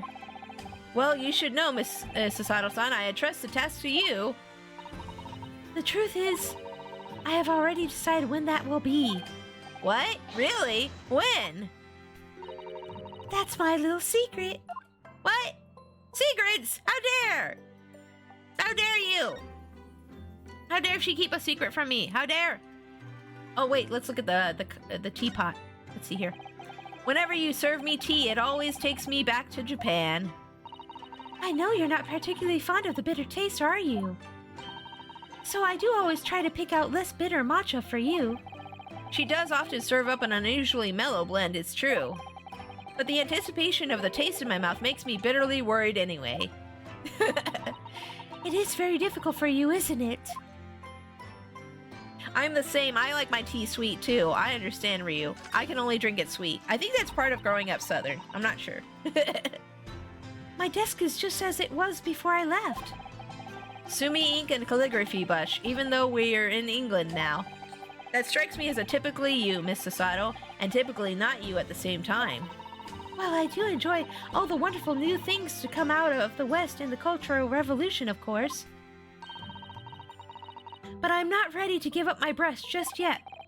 And anyway, Susato-san can write more neatly with a brush than most people can with a pen. Oh, that's nice. She's good at it, huh?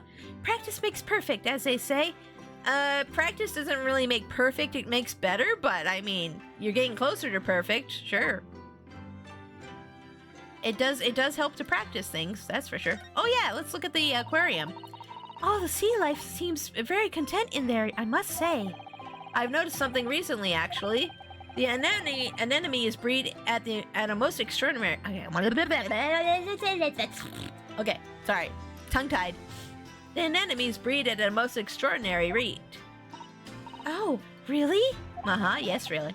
It's a mystery why the whole seabed isn't buried in a mountain of them, actually. Oh, how splendid! That really is a mystery, isn't it?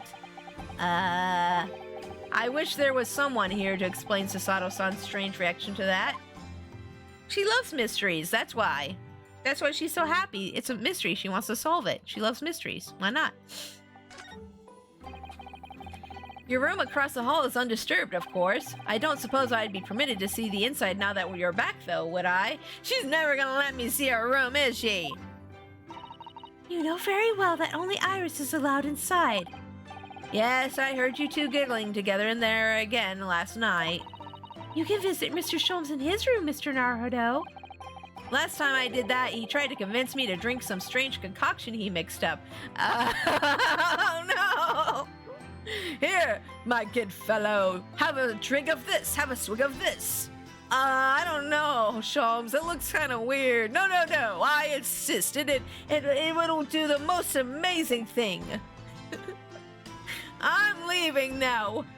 Well, but what about our sleepover? I could just see that conversation going down in my head. Let's go ahead and move here. We're gonna go to the Lord Chief Justice's office now. Okay. Oh, Van Zeeks is here! Hello? Hello? Hi. How you doing? Oh, man. He's standing in such a way I can look at that booty. Wait. Is that booty flat? Oh, no. The poor man. Here's the final draft of the opening address for tomorrow's proceedings. I've supplemented your original with the figures you asked for from the yard. I see. Excellent work. Thank you. I don't remember what voice I did for Strongheart. I keep forgetting what voice I'm doing for him. You're welcome, my lord. What's Lord Van Zeeks doing here? My, there seems to be an awful lot of tension in the air, wouldn't you say? This place is stifling enough as it is. Yeah. You don't really need any more attention. Uh-oh, that's us. Uh-oh. Hi. Hi. My apologies, I didn't notice you had come in. Your small stature and dark dress make you all but invisible to me. Oh, no, it's entirely my fault for wearing black, I'm sure. From now on, you must dress in white from head to toe whenever you come here. Susato, don't get on my case. Now then, Mr. Naruto. Yes, my lord. I'm right here. Yes.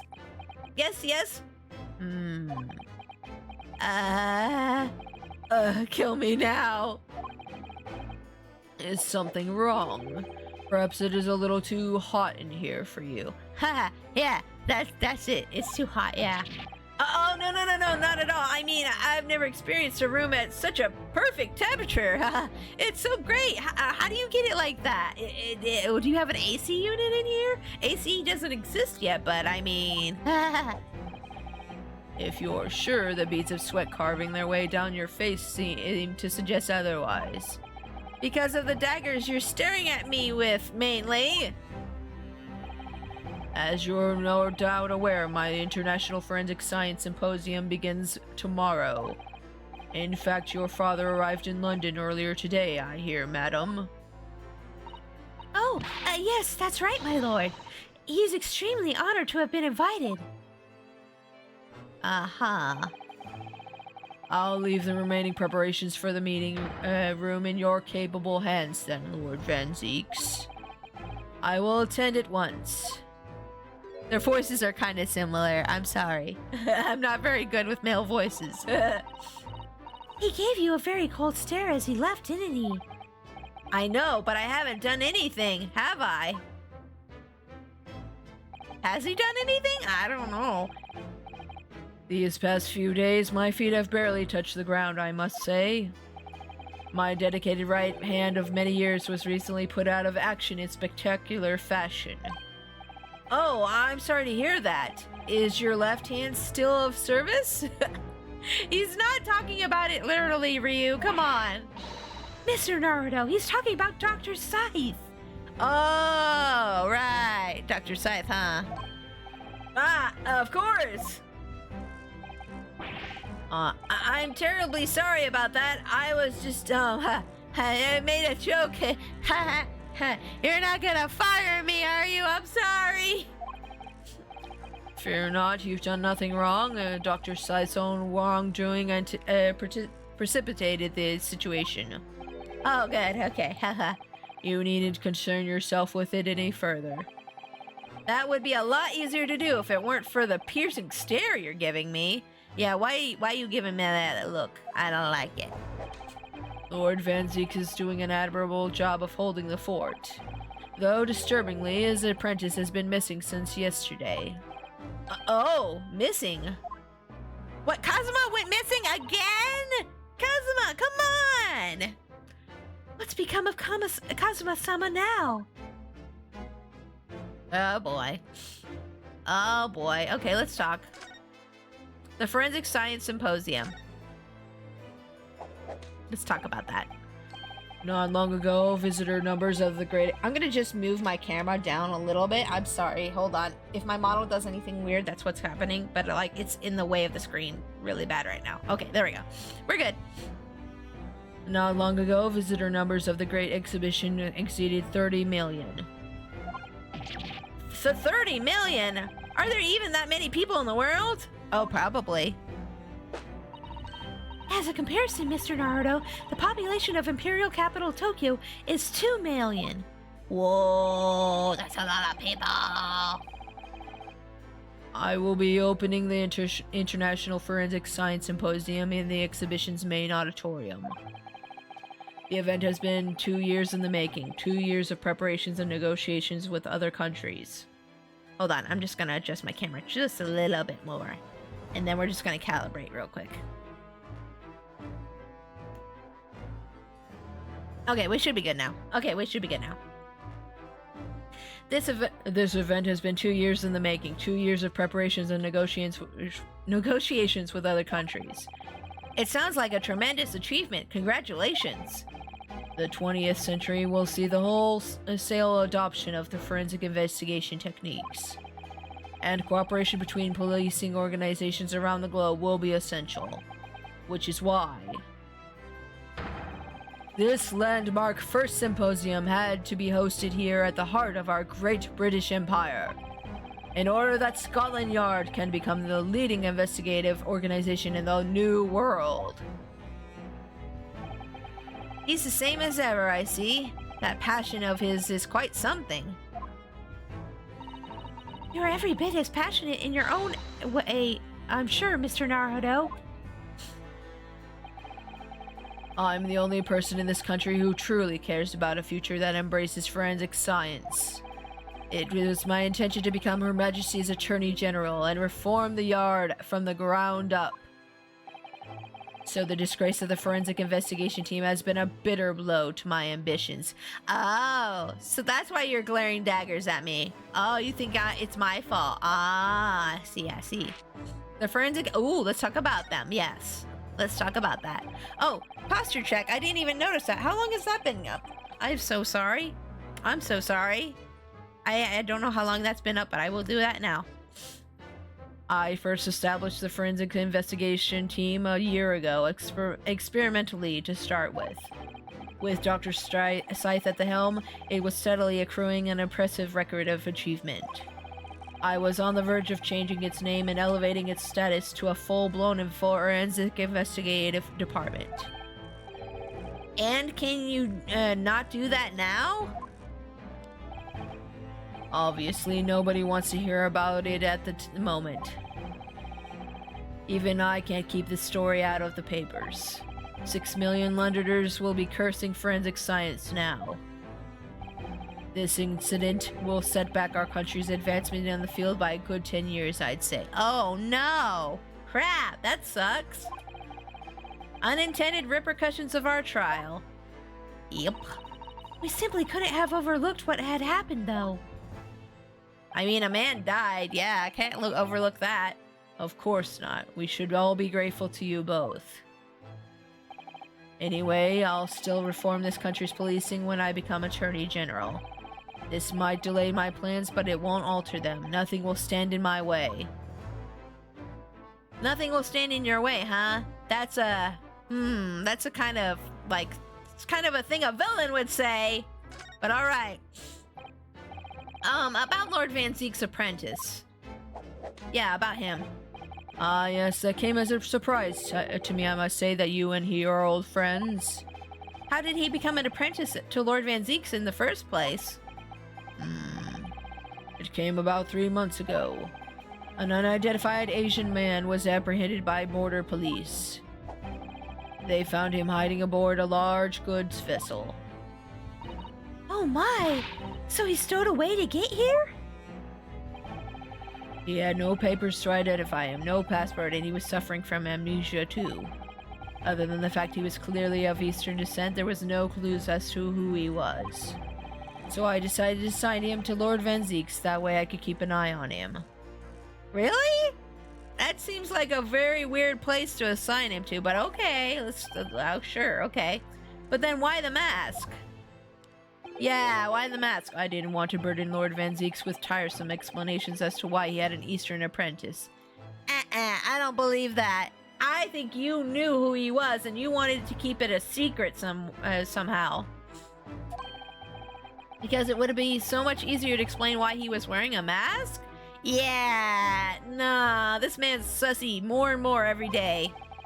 He's proving to be a great help to Lord Van Zeek's. I have high hopes for his future. By the way, do you know where he's gone? No idea, but I believe he's left London for the time being. Oh. I take it you also didn't know? That the man's father was the one of our country's most infamous criminals, I mean. Oh, so now everybody knows? Oh, it's just everybody knows now. Okay. Genshin Asogi. Oh, let's talk about his crimes. Yes, crimes! Crimes! Yes, crimes! Let's talk about crimes, okay? What we learned from the trial 8 days ago was a huge shock, finding out my friend's father was... Ah, yes, Genshin Asogi. The professor caught a case 10 years ago caused a great stir here in Britain. They were such awful murders and unprecedented, using a ferocious dog as a murder weapon. He must be evil. Why would you use doggy to hurt people? He must be evil.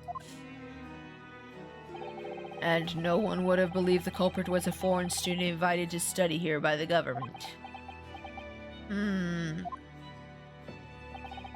So the true identity of the killer couldn't be made public then, and can't be made public now.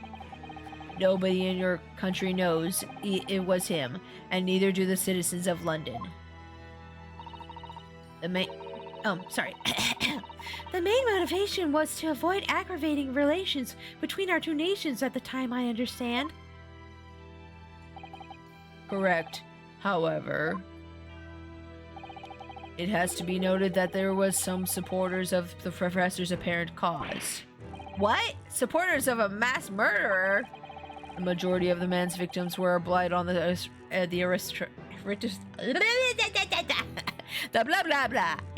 aristocracy of the day.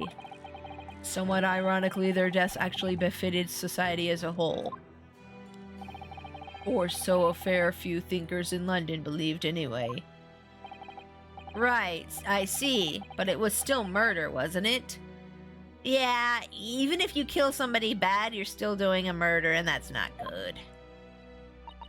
If you know somebody's bad, you should just bring them to the police and have them go through the due process. I know justice doesn't always work the way we want it to, especially when people don't get the sentences they deserve, which happens quite often, but it's still better than killing somebody, in my opinion. It seems very familiar, doesn't it? To the idea of the Reaper of the Bailey. Huh?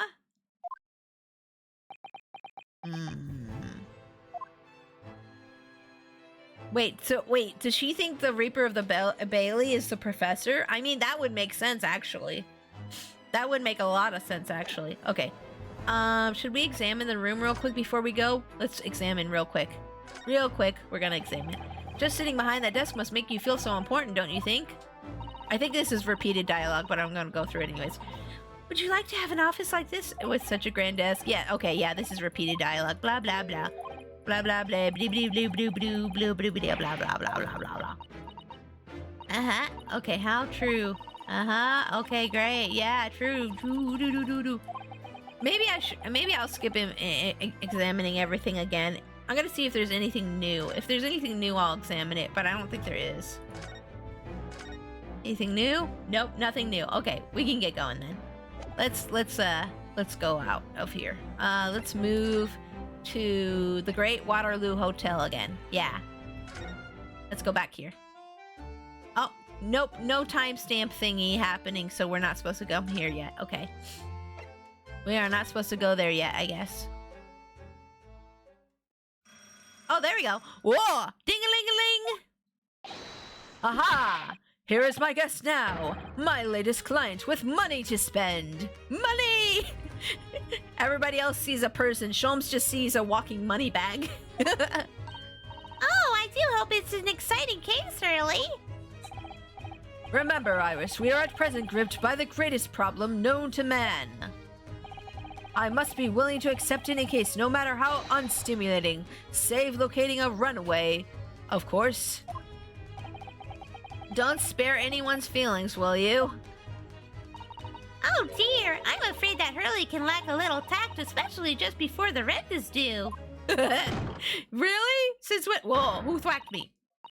Mr. Sholmes, Mr. Hedlock Sholmes, oh please, please, oh please. If you guys hear any weird noises in the background, by the way, there's just my hubby making dinner. We're having curry tonight. Curry! I'm so happy. Oh, this is that one lady from the jury from last time. Mr. Sholmes, oh, Mr. Hedlock Sholmes, please, oh please. Please find my husband, he's run away. Hey, weren't you just saying a runaway? To upset me? I beg your pardon? Never mind. A personal matter. My apologies. Oh, he doesn't like looking for lost people? Is that like a no-no on his list? What exactly are you trying to say, Mr. Naruto? I didn't say a word. Yeah, I didn't say a word. He's right. Come, my dear madam, be seated. Iris, some tea, if you please. Of course. What's the matter, Miss Sasato? Oh, it's just that gentlewoman. If I feel sure I've seen her somewhere before, very recently. Huh? Yes, now that you come to mention it. Oh, she looks even prettier now that I can see the rest of her. Ooh. As explained earlier, my name is Evie Vigil. I implore you to take the case, sir. Money's no object, simply name your figure. Money and wealth are of little consequence to me, madam. Don't lie, you want that money. Being offered a case to solve is reward and— No, Sholmes, don't be stupid! Stop it! You need that money! Oh, Mr. Sholmes, you are the picture of benevolence. I will, of course, make a mental note of your offer, however, for, contingent reasons. Hey, it's one of the jurors from the last case. Yeah, that's what I was saying. Uh-huh. I'm glad we both recognized her. I trust you will remember your words also. If I might inquire, sir. This gentleman and lady would be? Me?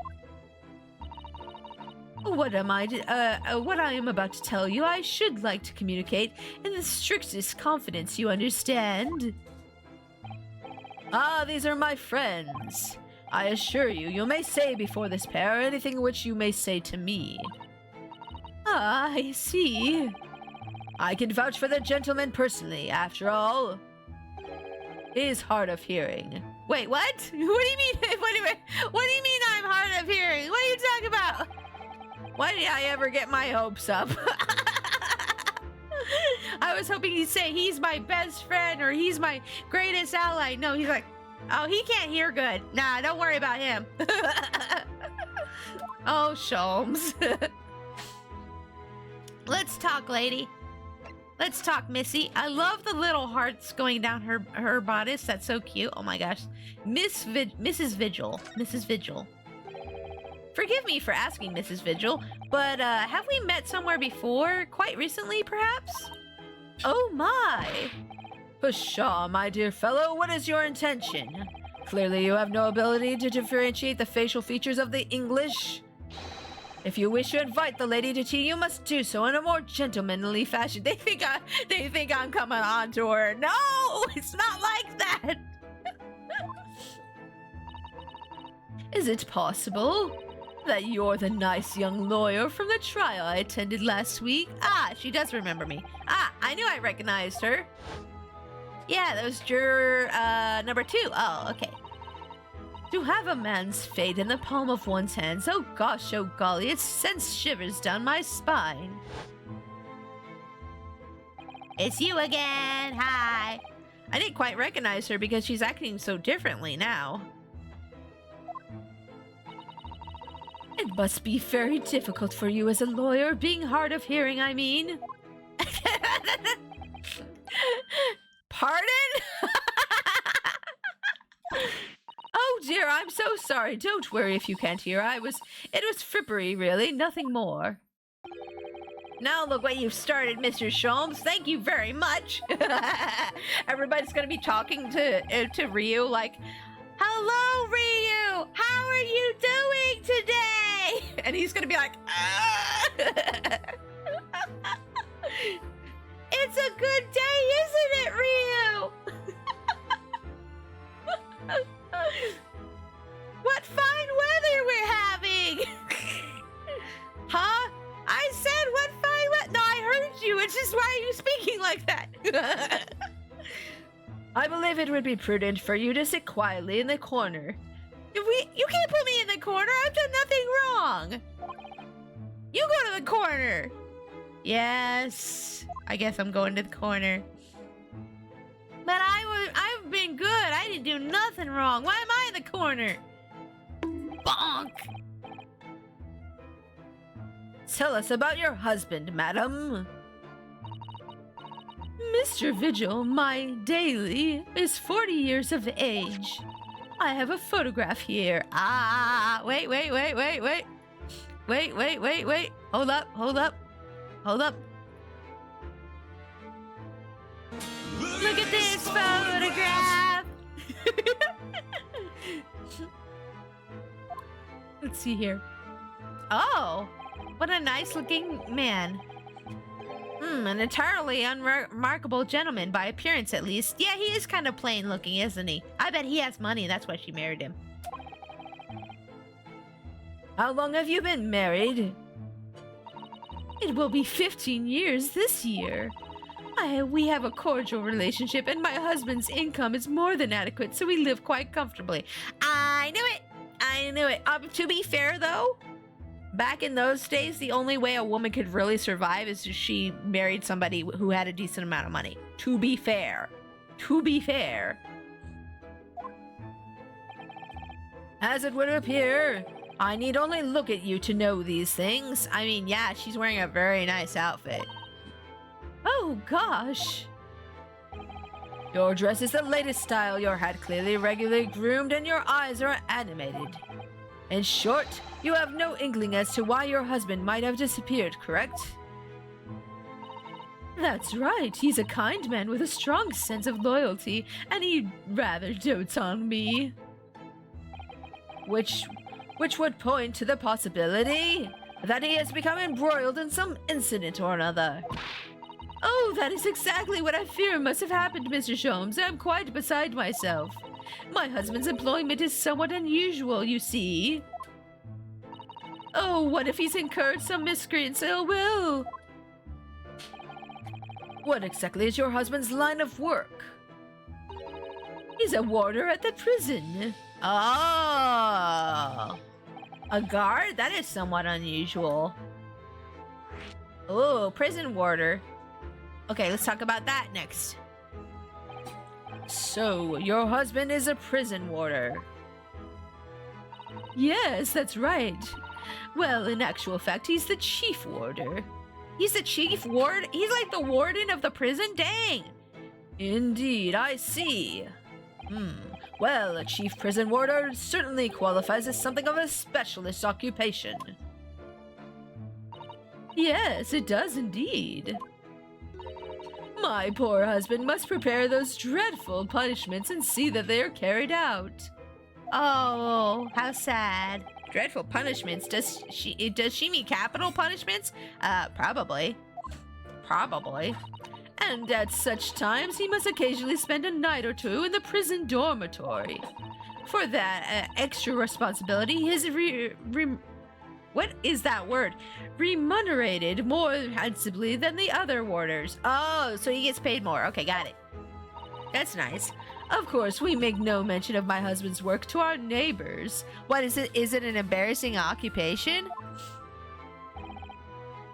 Yes, I believe your prudence is justified. Tell me, at what prison is your husband engaged? Or maybe it's not good to mention it because, like, if they know any criminals, then it'll be bad for him to get targeted or something? I don't know. Tell me, at what prison is your husband engaged? Barclay Prison, Mr. Sholmes. Barclay? Really? Barclay? Oh, a fine establishment. If I'm not mistaken, there is a large cemetery just behind us. Is this the same prison where they had the cemetery?